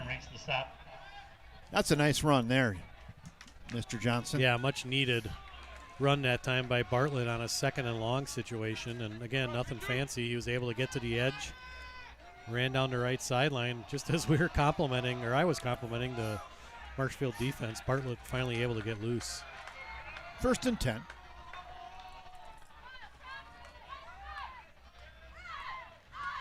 Nesbitt back to pass, steps up in the pocket. Look out behind. He's in big trouble. Picked off. This could go to the house. 30, 20, 10, 5, touchdown. That's number 56, Cashton Anderson. He gets Nesbitt from behind. The ball pops up in the air. I don't know if that's going to be classified as an interception or a fumble. Either way, he catches it in the air and takes it to the house. Wow. Yeah, that was a hustle play that time by the Tiger defense. They were able to get pursuit on Nesbitt. Anderson takes it all the way. He didn't see him, did he? Got him from behind, it looked like to me, and ball just popped straight up in the air. Cashton Anderson was right on it, and he's got some wheels for a bigger kid, doesn't he? We saw 2 of those in the JV game, just like that. Well, yeah, we did. Same team scored, too. Yes. Yeah, Tyler Hastings says 55, toughest player in the field, 55. Cody Hastings. Well, wonder why you said that. Yeah. Good to support your brother. Yeah. They're going to go for 1 here. We haven't seen that the entire game, have we? No. Let's kick one. Kick is up. It looks good, and it is good. With 10:48 to go here in quarter 3, 37-6, and they're on their way to running clock, Jeff.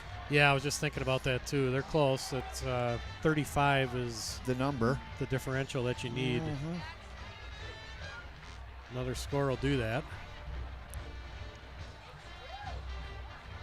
Yeah, that was unfortunate. Yeah, both plays were unfortunate. Both the kickoff return and now that. But hey, Cashton Anderson, he made the hit and made the pick and scored the touchdown, didn't he? Yeah, he did. It was. That kid's going to have a memory of a lifetime there.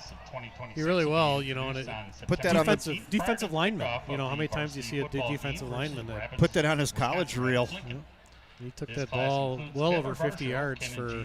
So first of all, he worked hard to get through there, pursued the quarterback, hit the quarterback, popped it up in the air, caught it midair, turned around, and then ran it about 65 yards. Yeah, and outran. He got help of 1 block right towards the end, but for the most part, he outran the Wildcat offense. That kid will be jacked up tonight. Yeah, that's a nice play. As well he should. Yeah. It's a kid's dream right there. Yeah. Kick is away. Yeah, field on the 5, kicked around a little bit. Now they got it and taken down. Nothing doing there. Was that Riker O'Keefe? That was Riker O'Keefe, yep.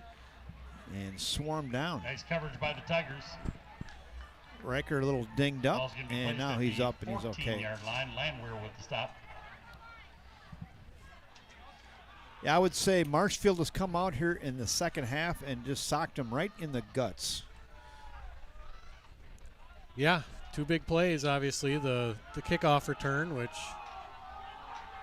It was just a heck of a run, one of the better runs you'll ever see on a kick return by Hayden Carlson. And then, again, another great individual play on the interception return by Cashton Anderson.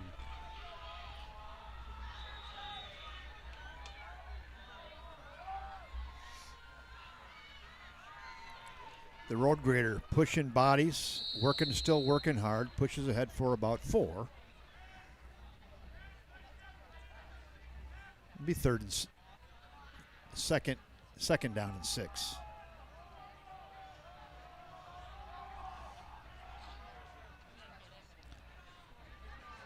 Trying to work to the outside and taken down by number 9 from Marshfield, Chris Ugaretz. It's a nice open field tackle by Ugaretz there. 150-pound linebacker brought down the big, tough running back, Bartlett, who weighs in at 215, so not easy to do. Jason Zaleski tunes in. He says that was an interception. Yep, that makes sense. Back to pass, looking, stepping up in the pocket. Got a man and through the hands of Luke Anderson. Going to be a tough play, a little above his head, but right through his hands and falls incomplete. It'll be punt time for River Falls.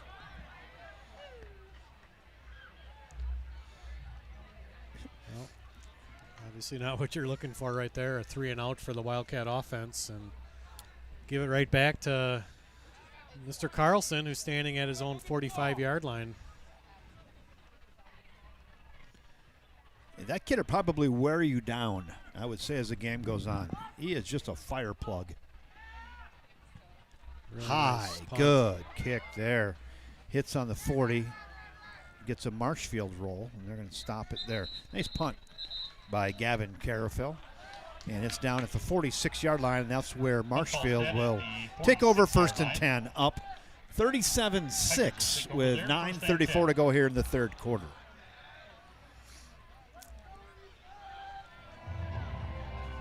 Well, obviously, when the schedule came out, the Wildcats knew that this was probably one of the tougher non-conference slates that they've had over the last several years. Yeah, you get Spash, and then you get Marshfield, 2 good ones.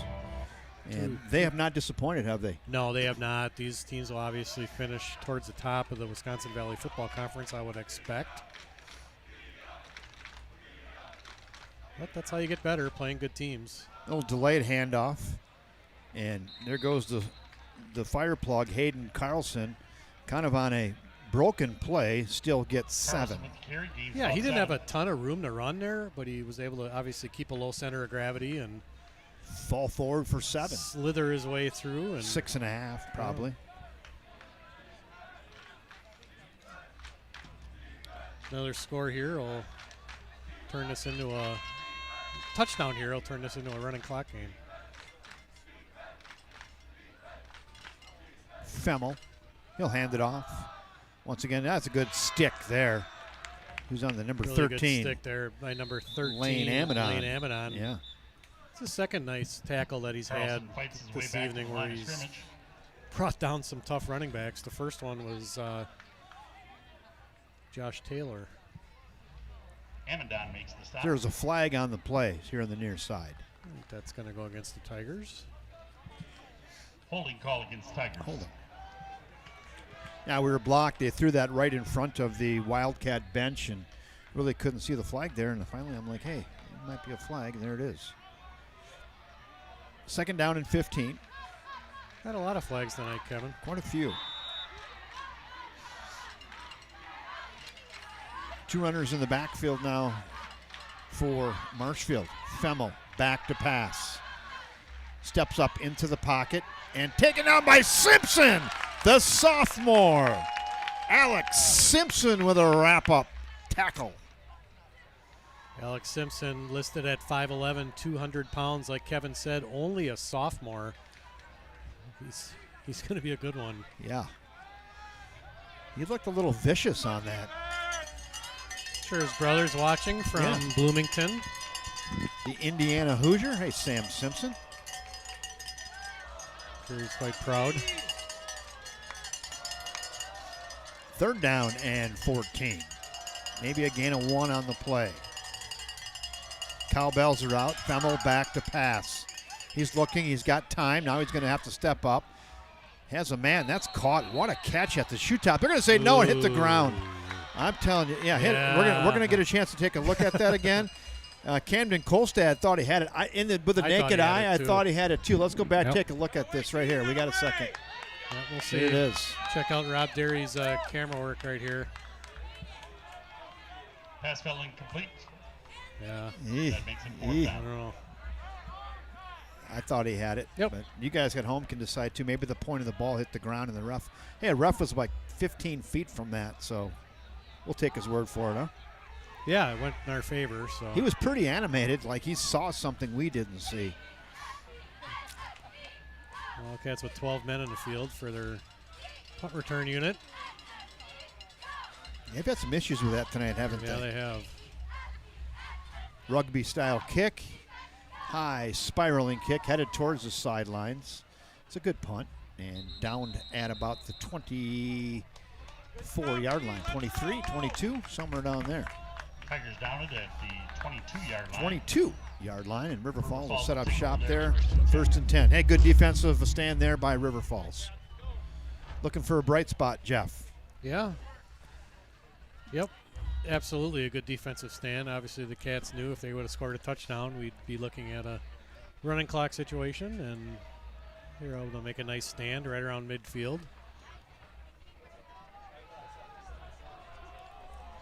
Nesbitt at quarterback, Bartlett in the backfield along with Max Helmaniak, who's back in the game.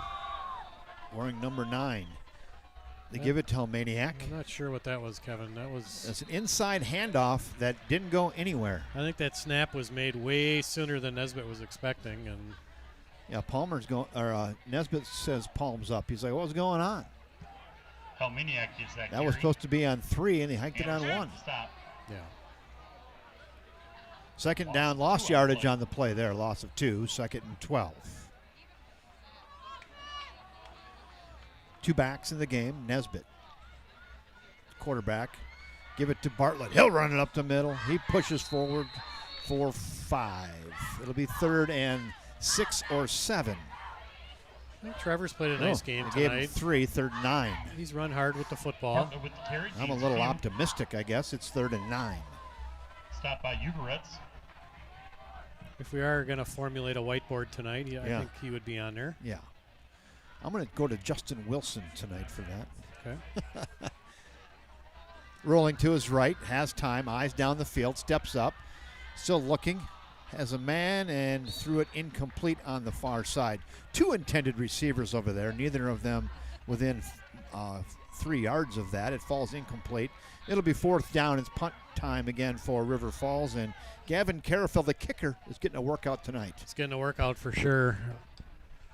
Some quick stats from Dan Jenkins. Nesbitt 13 of 24 for 125 yards, 1 touchdown, 2 interceptions. Bartlett 15 carries for 122 yards. Like I said, he's had a nice game for the Wildcats.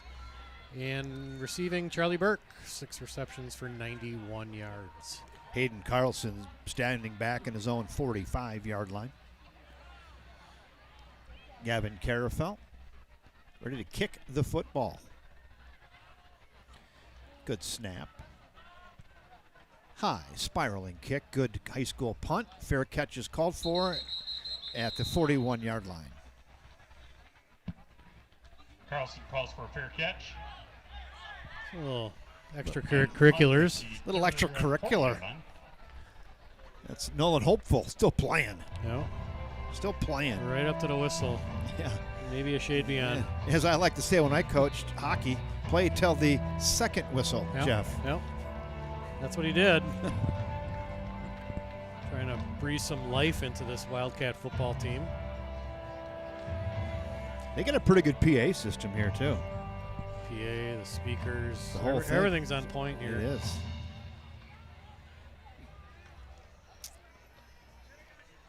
Yeah, they got a really nice high school football stadium. No doubt about that. I'll tell you what, hot dogs are about a 9.5 out of 10. A scale of 10. I wish I had time for that. Maybe on the way out with a leftover. Yeah, try to grab one grab for a the couple road. For the ride, yeah. Femmel rolling out. Throws a dart to his tight end, number 81. Nice catch by Derek Strodes. Demo complete to Stretz. Stretz. Again, that was a nice throw by Femmel that time. He was 18. backpedaling still, didn't completely have his feet set, and was just able to throw a dart to his tight end, like you said. Yes, Stretz is 6'3", 177. He looks like a tight end out there. Yeah. Move the chains, 1st and 10, now into Wildcat territory. Nose of the ball rests on the 44-yard line. Clock's running. No, it stopped at 6:15. Little sweep. Give that to Josh Taylor. Not a lot there for Josh. He was trying to get the edge. They got him to turn it up toward the middle. Gained 3 on the play. It'll be 2nd down and 7. Trevor Bartlett in on a tackle that time, playing some defense right now for the Wildcats. Benedict with the tackle. Along with number 4, that's Bo Benedict. On the tackle. Tough kid. Tougher than a $2 steak. He is.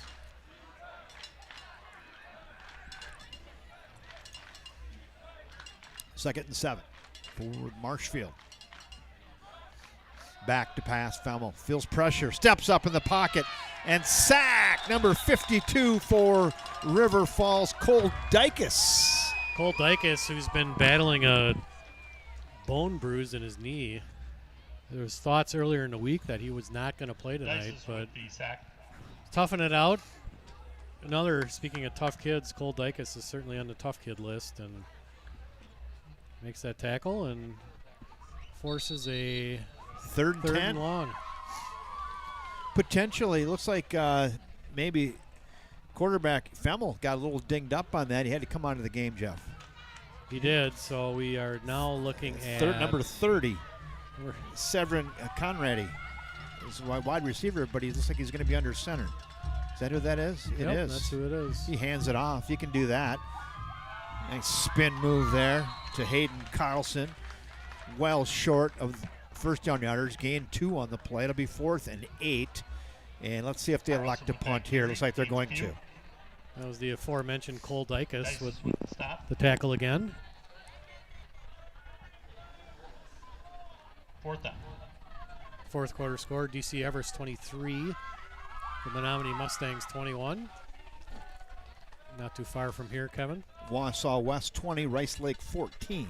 Also not too far from here. Beautiful night, isn't it? Yeah. Rugby style kick again, gets it away. That kid's got a pretty good leg on him too. It's a wobbly kick and that's a nice hops bounce. out of bounds at about the 12-yard line. Ball's dead inside the 15-yard line. Ball's going to be placed at the 12, 1st and 10. Kevin Westhouse, Jeff Johnson, Braden Engstrom, and the artist, Rob Derry, bringing you the action tonight. We're really glad you're here. Looking at a pretty good Marshfield Tigers team. River Falls came out of the chute and put up a 6 spot to start the game, and it's been pretty quiet since. They've had moments of, hey, this isn't too bad, but unable to matriculate and get the points. Yeah, some big mistakes. Obviously, the interception run back hurt. The kickoff return hurt. Hand it off to Bartlett. He'll work it up in there. He's getting a lot of work tonight. I know Dan Jenkins has it, but with that carry there, I bet Bartlett's at 20 carries. What do you think? You might have that, Jeff. I might have it. Thank you, Dan Jenkins, husband of Sarah Jenkins, who would love to be your realtor. That was carry number 17 for Trevor Bartlett for 125 yards. Out here to Charlie Burke, quick hitter. You know, got a late flag on the play, a little extracurricular activity. Might be against Marshfield on a little bit of jostling. I think it's going to go against Marshfield. Personal foul on what it looks like to me. Yeah, that was Landon Truby that will get assessed the penalty. I was just going to talk about how he's really played a nice game, and it's a foolish penalty, I think. Just throw that up right there, just raw. Yeah, I want to welcome our new sponsor tonight, on that play. DBAT at dbatriverfalls.com. Get down there and hone in your baseball swing and your pitching arm, and they'd love to take care of you down at DBAT. dbatriverfalls.com. Thank you, DBAT, for being a sponsor there in the Whitetail Corporate Park. 31-yard line, 1st and 10. Have you worked on some of your pitching there, Kevin? I have not. If I had time, I might get down there. Handoff. That one goes to Helmaniak. Juking, he's jiving. Look at the kid. He's got some moves, some pretty fresh set of getaway sticks there. And nice, 17 yards by Helmaniak. Helmaniak gets that carry. Yeah, one of the better runs of the season for the Wildcats. Juking and jiving that time by Helmaniak. Looked pretty fresh as a daisy there. Yeah. Nice run. And he's out of the game now, and Bartlett back in. Yeah, some nice shiftiness there. Shifty, elusive. Bartlett, he'll bounce it to the outside. Now he's going to cut it back up in there. He's got some blockers and moves ahead for 6. It'll be 2nd and 4. Right in front of you, right here, right in your living room, enjoying some good Wildcat football. Down 37-6 with 3:10 clock running here in the 3rd.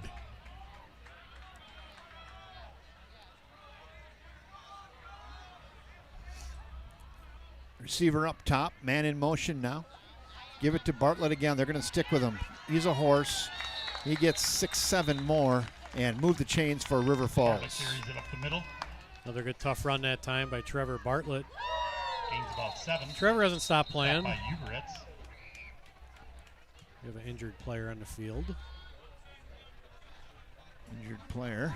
Officials timeout. We'll take that, and that will give us a second to go thank Sarah Jenkins, one of our main sponsors tonight.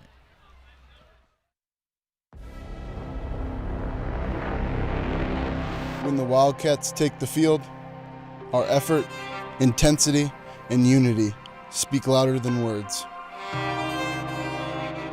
We don't wait for attention. We earn it. Every hit, every play, every victory.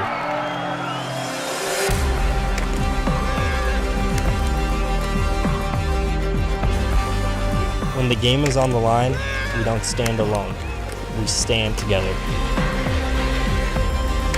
Because here, we before me isn't just a motto. It's how we battle, how we trust, and how we win.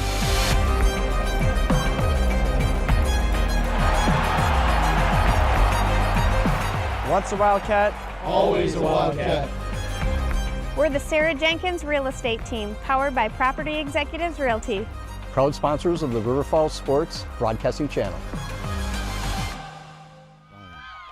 Thank you, Sarah Jenkins with Property Executive Real Estate. She'd love to be your realtor. All right, first set of downs, 1st and 10. Hand it off to the workhorse, Trevor Bartlett. Boy, he's getting a workout tonight, isn't he? Sure is. He hasn't, like we said earlier, he hasn't quit playing. Good tough run that time by Bartlett. River Falls gains a couple on that play.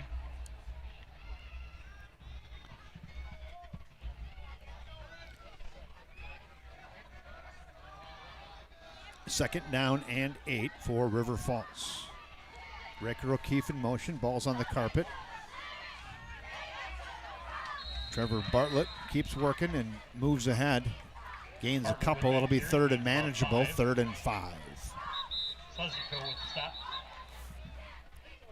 what do you got here? More whistles.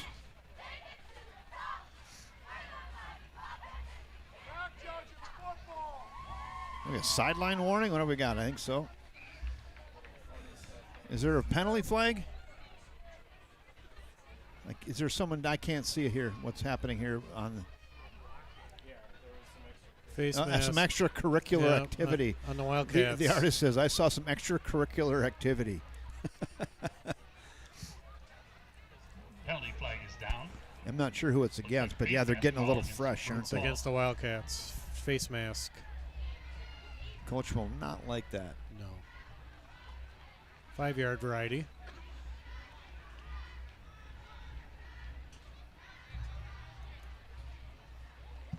Five-yard face mask call. Takes the ball back to the 38-yard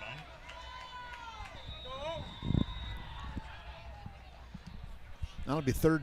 It was third and manageable. Now it's 3rd and 9, and you're definitely in 4-down territory here. You got 2 plays to get 9 yards. Back to pass, stop route, and that is incomplete. It'll be 4th and 9. Pass intended that time Maybe for 4th Max and 10. Helmaniak. He will go for it. Got to go for it here. Incomplete pass there. That makes it 4th down for River. It's fun for a defensive line here, right? Just pin your ears back and go. Yep. Colton Nesbitt back to pass, stepping up into the pocket. He's going to try to run for it now. He's going to get close, puts his shoulder down, and he is really close. See where they spot it. I think they spotted him half a yard short. I like the effort, though, on Nesbitt there, putting his shoulder down right at the line to gain. I don't know. It's close. You give that guy the what for there on that run. Boy, they're just like he did earlier in the game. It's a good hard run by Nezzy. Big Nezzy. They're just trying to eyeball it, Kevin. They don't want to bring those. First down. They don't want to bring those markers out. They didn't want to bring. Remember we talked about that last year all the time? They don't. They're like, yeah, that's They just good. don't like doing it. No, that's good. So that's a big play there by Colton Nesbitt. He decided to tuck it and go, and then not only did he go, but he had to get 10 yards, and the last 3 yards were going to be tough. And he puts his shoulder down, and that was all guts there by Big Nezzy, and he's a little dinged up. He'll have to come out of the game. So let's see who's in the game now. It looks like Max Walquist. Yep. Walquist in the game at quarterback. Walquist only a sophomore. He'll hand it off to Helmaniak, who runs forward for about 9. Max Walquist was the quarterback of the freshman team last year, getting his first varsity action as a sophomore. Walquist hands it off this time to the road grader, Trevor Bartlett, who moves on down into the red zone. Now the 10-yard line will be first and 10 from the 11. They can get a first down at the 1. Yeah, nice little drive here. Another stoppage of play. Looks like Nesbitt's trying to run it off here on the near sideline. I don't know if he twisted his ankle or what his deal was. That'll be 1st and 10 at the 11.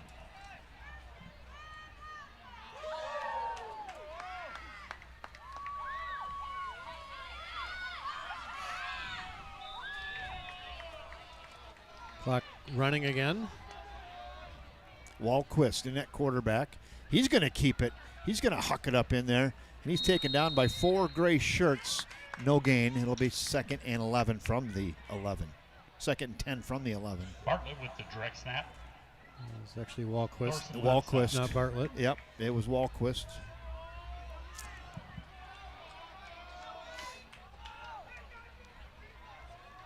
Walquist still in the game. Hand it to Bartlett. He gets away from one tackle, but nice job pursuing by Marshfield, and he'll gain a yard, a tough yard. It'll be 3rd and 9 from the 10. No gain on the play. Nesbitt back in the game, replacing Walquist. Doesn't go with stop.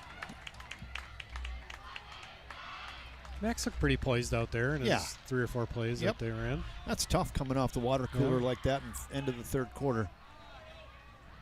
Hey, he got all the snaps. He didn't fumble it, so that's even a small win. Had a run. Nesbitt, little end around. Nothing going there. Riker O'Keefe, they sniffed that out. No gain. 4th down. And that'll end the 3rd quarter here today. Riker O'Keefe with the end round, but it's sniffed out by the Tigers. Let's go right there. No gain on the play. All right, ready to go to First National Bank commercial one more time. That's the last one. Great work, everyone.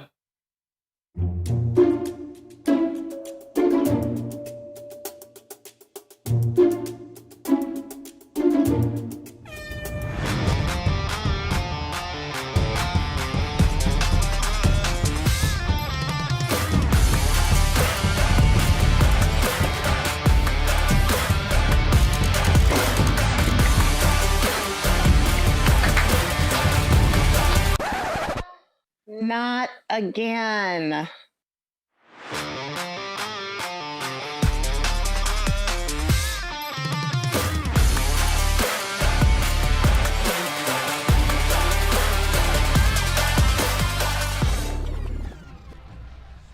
Thank you, First National Bank of River Falls, proud sponsors of everything Wildcat Sport right here on the River Falls Sports YouTube network. Maybe you got a second to run through other sponsors? Again, First National Bank of River Falls. Allie Massa and the Massa Mortgage Team. It's good to see Vito Massa working that, huh? Look at the kid. Looks good in the sport coat. Leach Insurance for all those replays tonight. Leach Insurance look back to the Garage Bikes and Brews. We'll be going out and presenting the Garage Gridiron Grinder tonight. Thank you, the Garage. Sarah Jenkins, Property Executive Real Estate. And DBAT River Falls. Thanks, Nate, over there at DBAT. 715-796-3228. Go hone your baseball skills down at DBAT. Paul, do you like pizza? He says yes. Fourth down. $5 pizzas right now in the concession Back stand. to pass. Stepping up. Got a man in the flat. Caught. Working his way to the goal line. Touchdown, Trevor Bartlett. Nesbitt to Bartlett. 4-6 on fourth down. Gutsy play. That score. Yep, gutsy play for sure. Nesbitt was hit as he threw the ball, and he was able to get it to Trevor Bartlett for the touchdown. And that kind of takes the running clock out of consideration. Yeah, it does. We're going to get a chance to go back and take a look at that with a Leach Insurance look back here after the 2-point conversion attempt. Man in motion. Nezzy back to pass, looking. Just a little high. He had Bartlett open in the flat, Jeff. Just threw it too high. Pass was overthrown. He did. Had a couple of receivers open. Looked like Mason Fox 2-point conversion is open as well, but the transition string a little tall. 12 in favor of the Tigers. Yeah. Let's go back and take a look at that touchdown pass there. With a Leach Insurance look back. Yeah, here it is, Nesbitt. He'll see the pass rush coming. He was able to step up in the pocket and make a tough throw to tailback Trevor Bartlett for the touchdown. You know, that 2-point conversion play looked a lot like that play. He just threw it too high. Yep. They might have went same play on 2. Yep. It worked first time. It did. And it would have worked that second time, too. He just threw it a little high.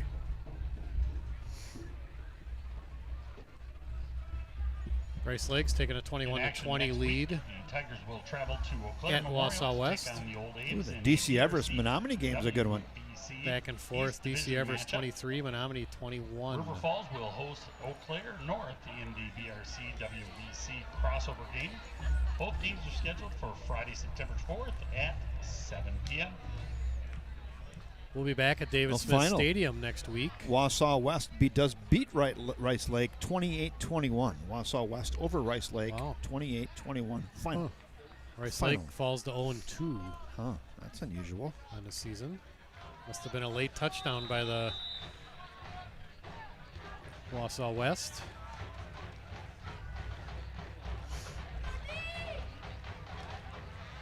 Carafel kicks it away, fielded on the near side. Carlson. By their big horse, Carlson. Tries to go far side, breaking tackles, keeping his balance. Pounds it out to the 26 and a late flag on the play. There's a flag at the end of the play. Of course. A lot of flags tonight. Why not? A lot of flags. Yeah, we can get out of here about 10:30. 30, get home by 1. I'll go home, take a nap. No. Holding is the call against Wildcats. No, that was on Marshfield. You're right, Marshfield. Yep. My bad. You got the post in your way. I'll give you the post excuse. You're looking around the post. I do have a post in my way.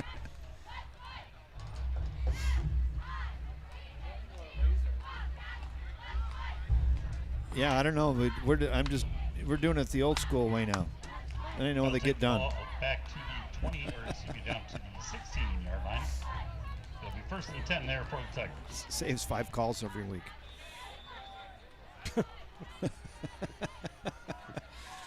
Sometimes you just got to simplify things, Yeah, Jeff. yeah.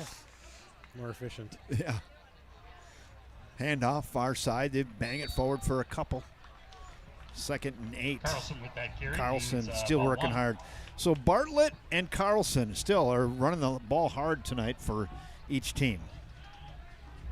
They are. Keep an eye on we've seen increase in some extra curriculars yeah, as this game's gone on here. So that could be a point of emphasis with Yes. both coaching staffs. What do we have for statistics from Dan Jenkins? Anything any good? yeah, Nesbitt 15 of 27 for 140 yards, 2 touchdowns, 2 interceptions. Bartlett 23 carries for 156 yards. Back to pass, and he's almost a circus catch Almost. there on the far side. Wouldn't surprise me though with Hayden Carlson. He's done a lot of circus things tonight. He would have added that to his repertoire, his highlight reel. And Charlie Burke 7 catches for 94 yards. Defensively, Bo Benedict with 8 tackles tonight. Ooh.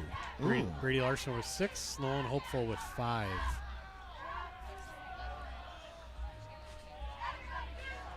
Lois Allman, she's still on the clap emoji. She's not giving up yet. She said, we got to tutter.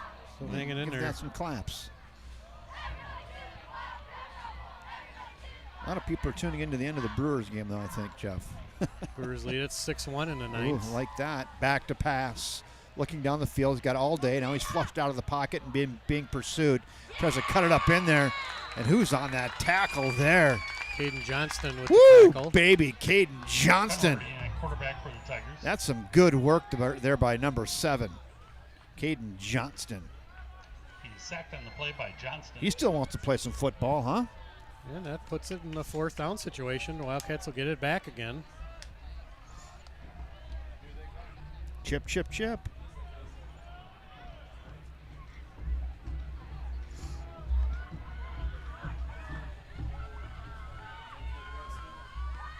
Oliver Simmons back to receive. Rugby style kick. This kid's got a good leg. Knuckleball. Fair catch called for in traffic. It's a gutsy catch there by Oliver Simmons. That takes a lot of concentration. A lot of hang time on that punt. There was. Fielded it on the 50, and that's where they'll set up shop, 1st and 10. See Landon Linder's getting some attentions here on the Wildcat bench. As well as Simpson over here getting some attention. Physical game. Physical game. Wildcats still have their starting unit in the game. Nesbitt at quarterback, Bartlett at tailback. They're rubbing Simpson's knee, and maybe it looks like a contusion type deal. Like, here's put some Ben Gay on that. Bartlett runs it forward. Good. Still running hard. Still on his feet. Good push. Good effort. 12 yards for Bartlett. Bartlett with a tough run. That's right. That was a tough run. Real tough. About 12 for a 1st down. Moves the chains.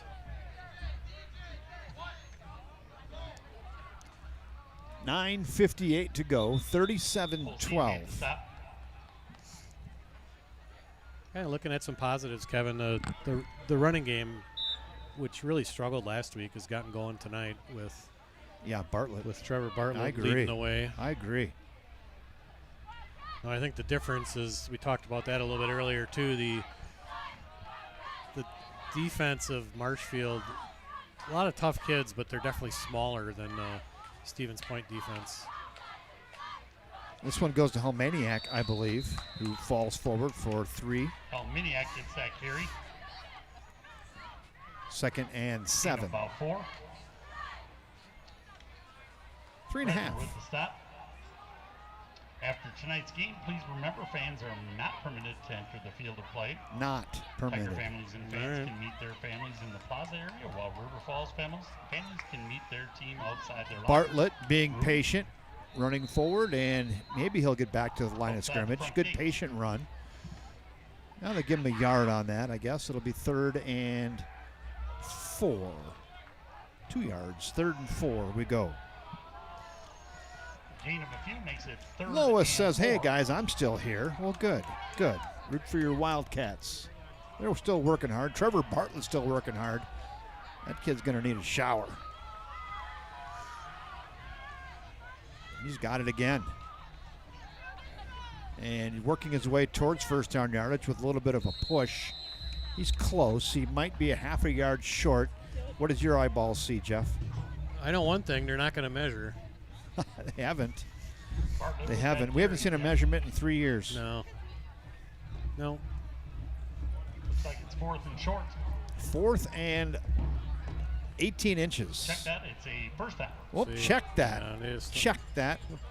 Those two guys are. That has to be the most frustrating job in the world, being a chains person in a high school football game. Like, come on, use our chains. Bring us out. They never, ever get any glory by being able to run out in the field with their chains. They wanted never to do happens. That was close, too. They gave him a first down. Bartlett again. I don't know what the kid's learning tonight, but he is tough. They don't give him any plays off, do they? No. 6 on the play there. Ugaretz with the stop. 2nd and 4. 25 carries, 170 yards unofficially. Gutsy effort by the kid. Nesbitt. Give this one to Helmaniak, who bounces it to the outside. Now he tries to cut it up. Flag on the play. That's in the area of holding. What do you know? That's in the area of holding. Helmaniak with carry. Someone says, hey, there was one measurement last year.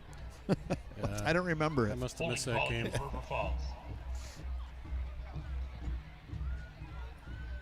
It's literally been years, hasn't it? They don't measure. They just don't do it.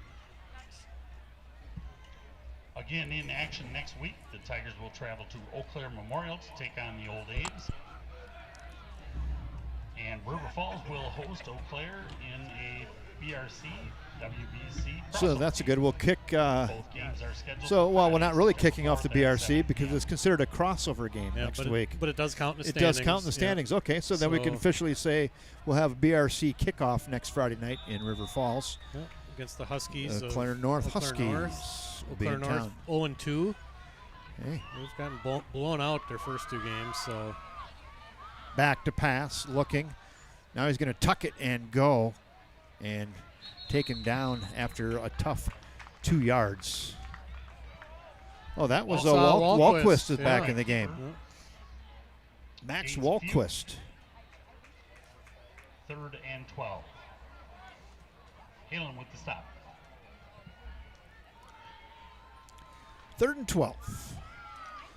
Max Walquist in at quarterback for River Falls, getting a few snaps here. Nesbitt back in now. Oh, it is Nesbitt. Thank you. Yep. Back to pass. Nezzy, swing pass to Bartlett. He's juking, he's jiving, he's slicing, he's dicing, he's working hard, and he is near first down yardage. I think he got it over there.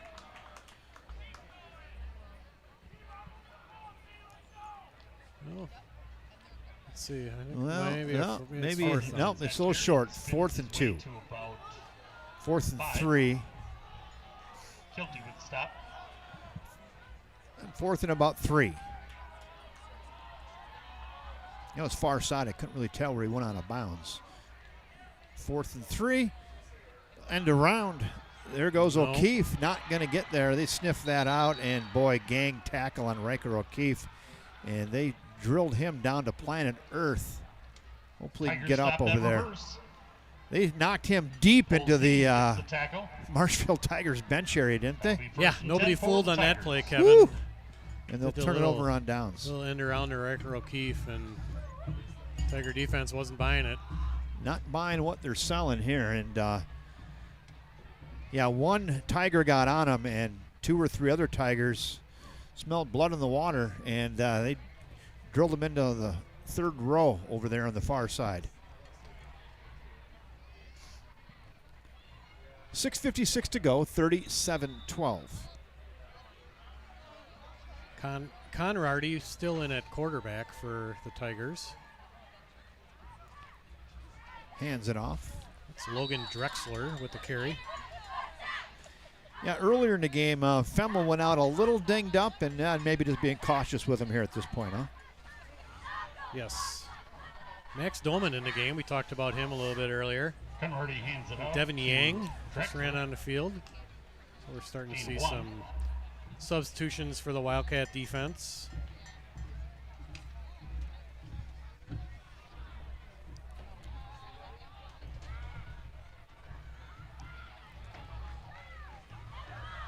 Back to pass. Stop route, far side. Good coverage over there on the far side. I can't see who was covering there, but good defense on the far side. Still a little chippy out there. 14 over there, Jeff. That was on the coverage there. That was Cade Christensen. Nice. Good coverage. 3rd and 8. 3rd and 8.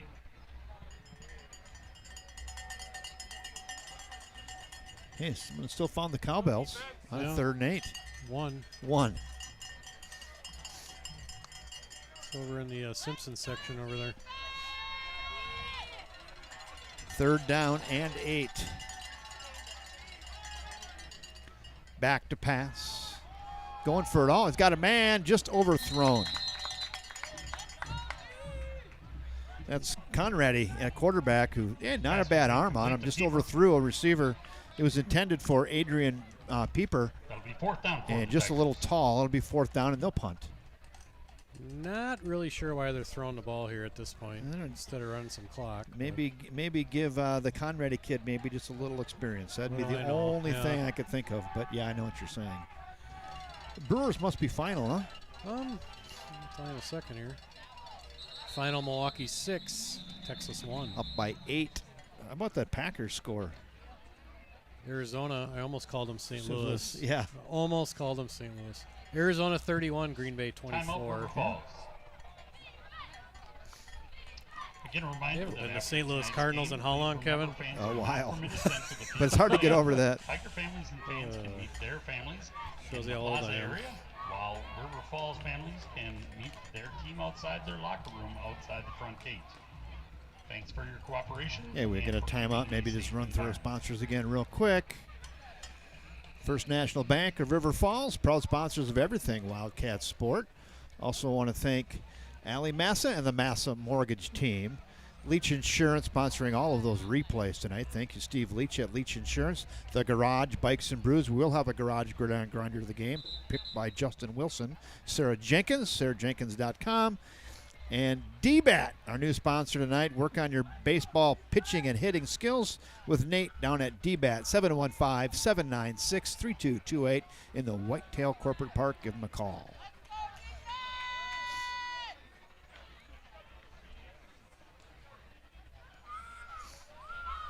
Low snap, rugby-style kick.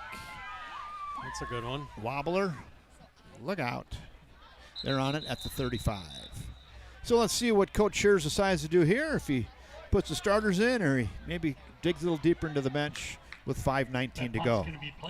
Looks like the starters are going in. Kevin Nesbitt's putting his helmet on. It'll be 1st and 10 for River Falls.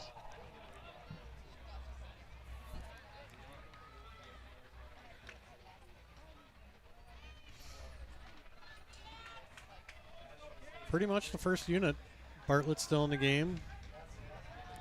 Workhorse tonight. Charlie Burke still in.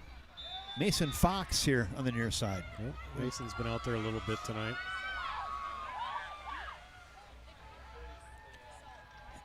Nezzy to the road grader. Pushes ahead for 6. 2nd and 4. Trevor Bartlett. Bartlett with that carry. The bell cow tonight, huh? Yeah. He has been. He's done a nice job. Never quit playing. No. 2nd and a long 4. You can call it 4 or 5. Back to pass. Nezzy. Stop route. Got him. Stepped in front. Oh, what a catch. Nice catch. There he is. We just talked about Mason Fox. And we get a chance to go back take a look at that, huh? Let's go take a look at that right now on the Leach Insurance look Fox back. with the reception. Good for a 1st down for River Falls. Yeah, not an easy throw.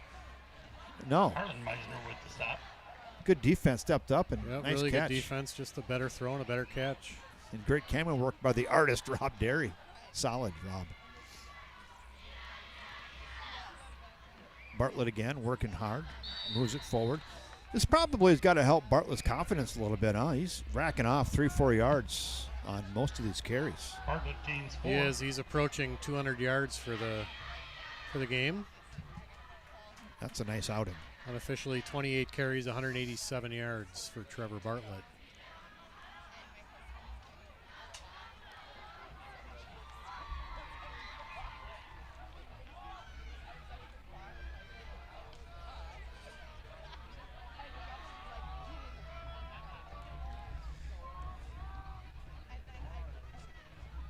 Nesbitt, he'll go back to pass, looking. He's going for the home run ball. He's got a step on him. Caught! Touchdown! Oh, what a catch by Charlie Burke. Not really that open, but Colton Nesbitt threw that right down the stovepipe and put it right on the 0. That was fun. He kind of threw Charlie open on that play. It didn't look like he was at first either. Let's go back, take a look at that right now, just because it's so good. Yeah, Burke at the top of your screen right there. Oh, nice. Yeah, that's about as good of a high school touchdown pass as you'll see. Thank you, Steve Leach with Leach Insurance for the Leach Insurance Look Back.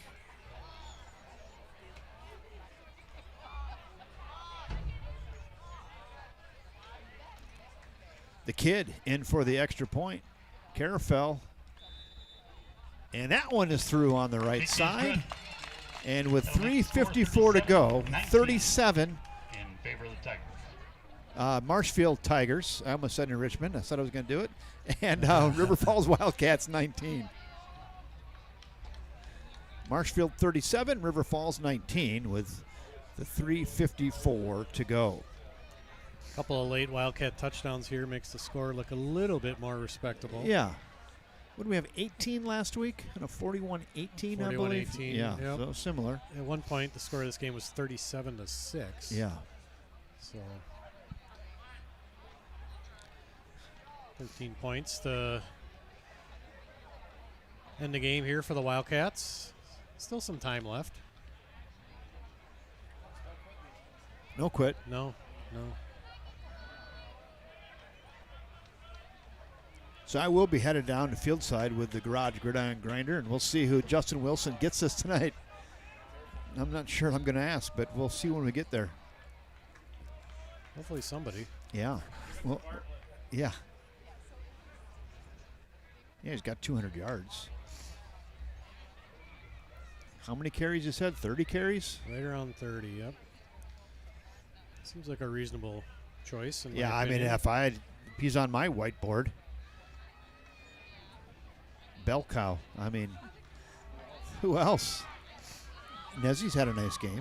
He's throwing the ball well. That was a nice pass, catch by Burke. Let's see if they go the onside kick route or if they just kick it away here. We're going to find out in 2 seconds. Well, Pooch put that one in play. Fielded on down at the 4 by Landon Truby. And Truby comes out to the 25-yard line.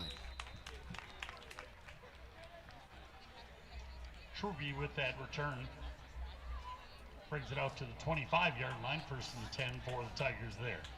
Yeah, you look back on this game, you can point to a couple of key moments. I think the end of the first half when the Wildcats had some momentum going, and they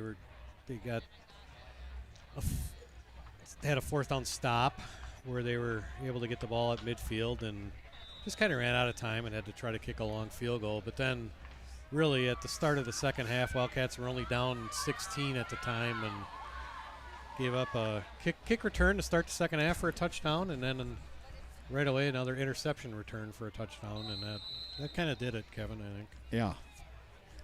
Yeah, that was a pretty big moment there when that kid pursued Nezzy, got him in the back, popped it up, grabbed it, and went about 65 yards. Hands it off up the middle. Maybe 60 yards. Yep, Cashton Anderson, the defensive lineman. Yeah, he's going to look back on that play a few times and go, Caswell yeah, that was fun. Gain of a couple. Yeah, and those two plays were really both occurred within the first minute of the second half, and that took a 22-6 lead and turned it into 37-6, and that was kind of all she wrote.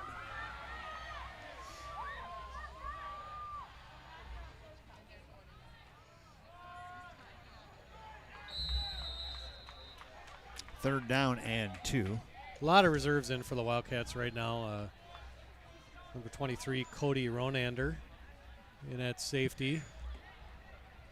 Asher Arneson was in the game. Now he's coming out, number 2. Gains about 5. 3rd and short. 24, Trevor Eng. 3rd and 2. 27, That's Colin that post-gamer. Caswell. Let's leave it up there. We'll just go with that right away here.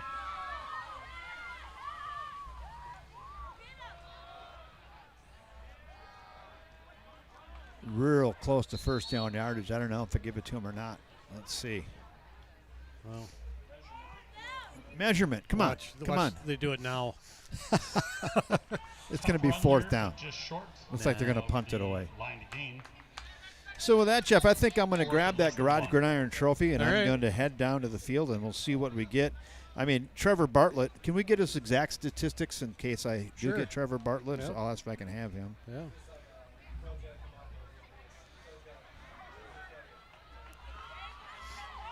.29 carries, 192. Okay, very good. Unofficially, we're pretty darn close. I'll just say around 30 for 2, just short. All right, I'll see you field side. All right. Oh, there's a fumble. Wildcats are able to fall on it.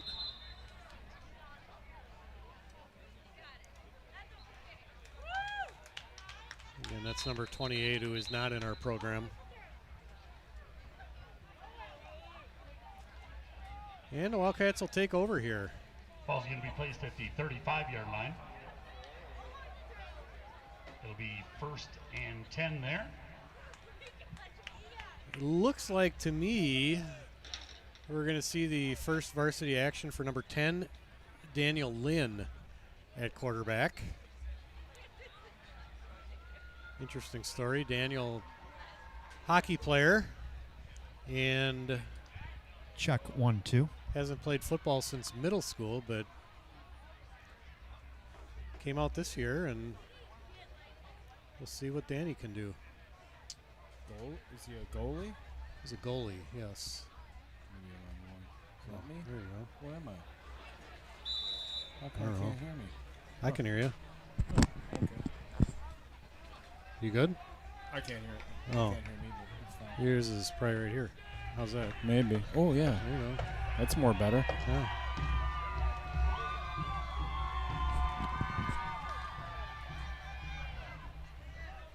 There's the give that time to, it's number 30, Blake Rodriguez. Rodriguez with that carry. Are you on Gains 3? about 2. You must I be. don't know. You must I be. can hear. I'm good. Bolzin Yeah. with the stop. So I should turn down 1, right? Yeah, maybe. Yeah, okay. Why not? All right. I don't know if it matters at this point. I don't know. What's Kevin on, 4? Yeah. No? Okay. Yeah. Sorry about that. 1 minute, under 1 minute left, 37-19, Marshfield over the Cats.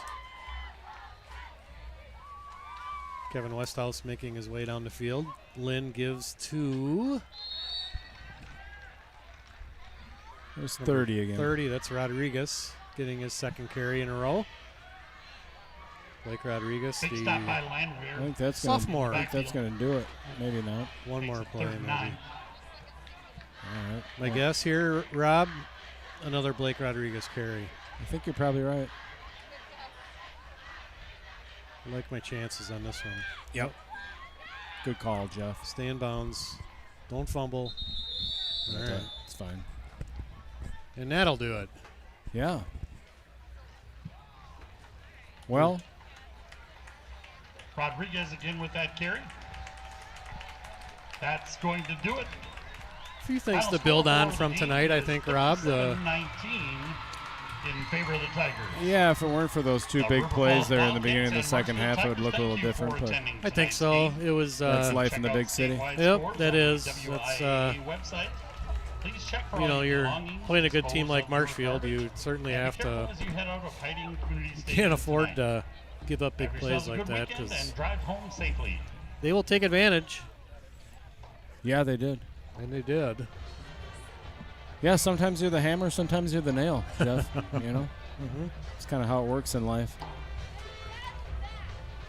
Been a nail 2 weeks in a row. Let's see if we can be the hammer next week. Good news is we don't have to play these teams anymore. Right. This year. This conference, I should say. Yep, that's a positive. Next week, we got Eau Claire North at David Smith Stadium.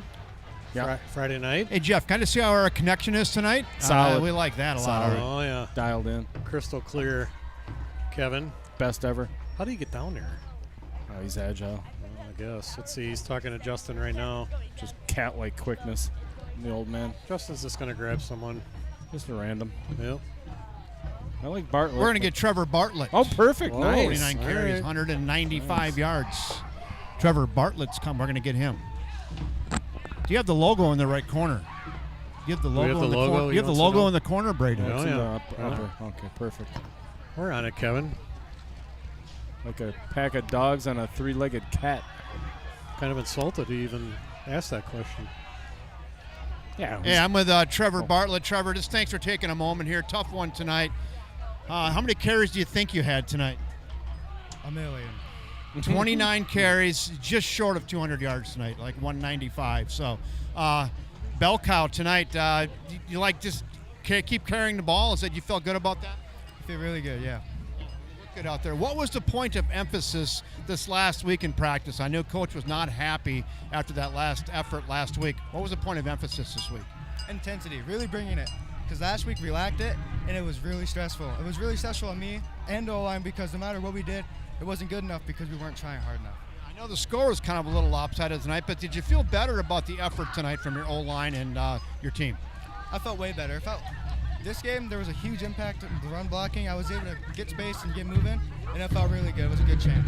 Yeah, so nice night tonight for you. Again, 29 carries, just short of 200 yards. You're tonight's garage grinder of the game. Congratulations, son. You can put that on your mantle.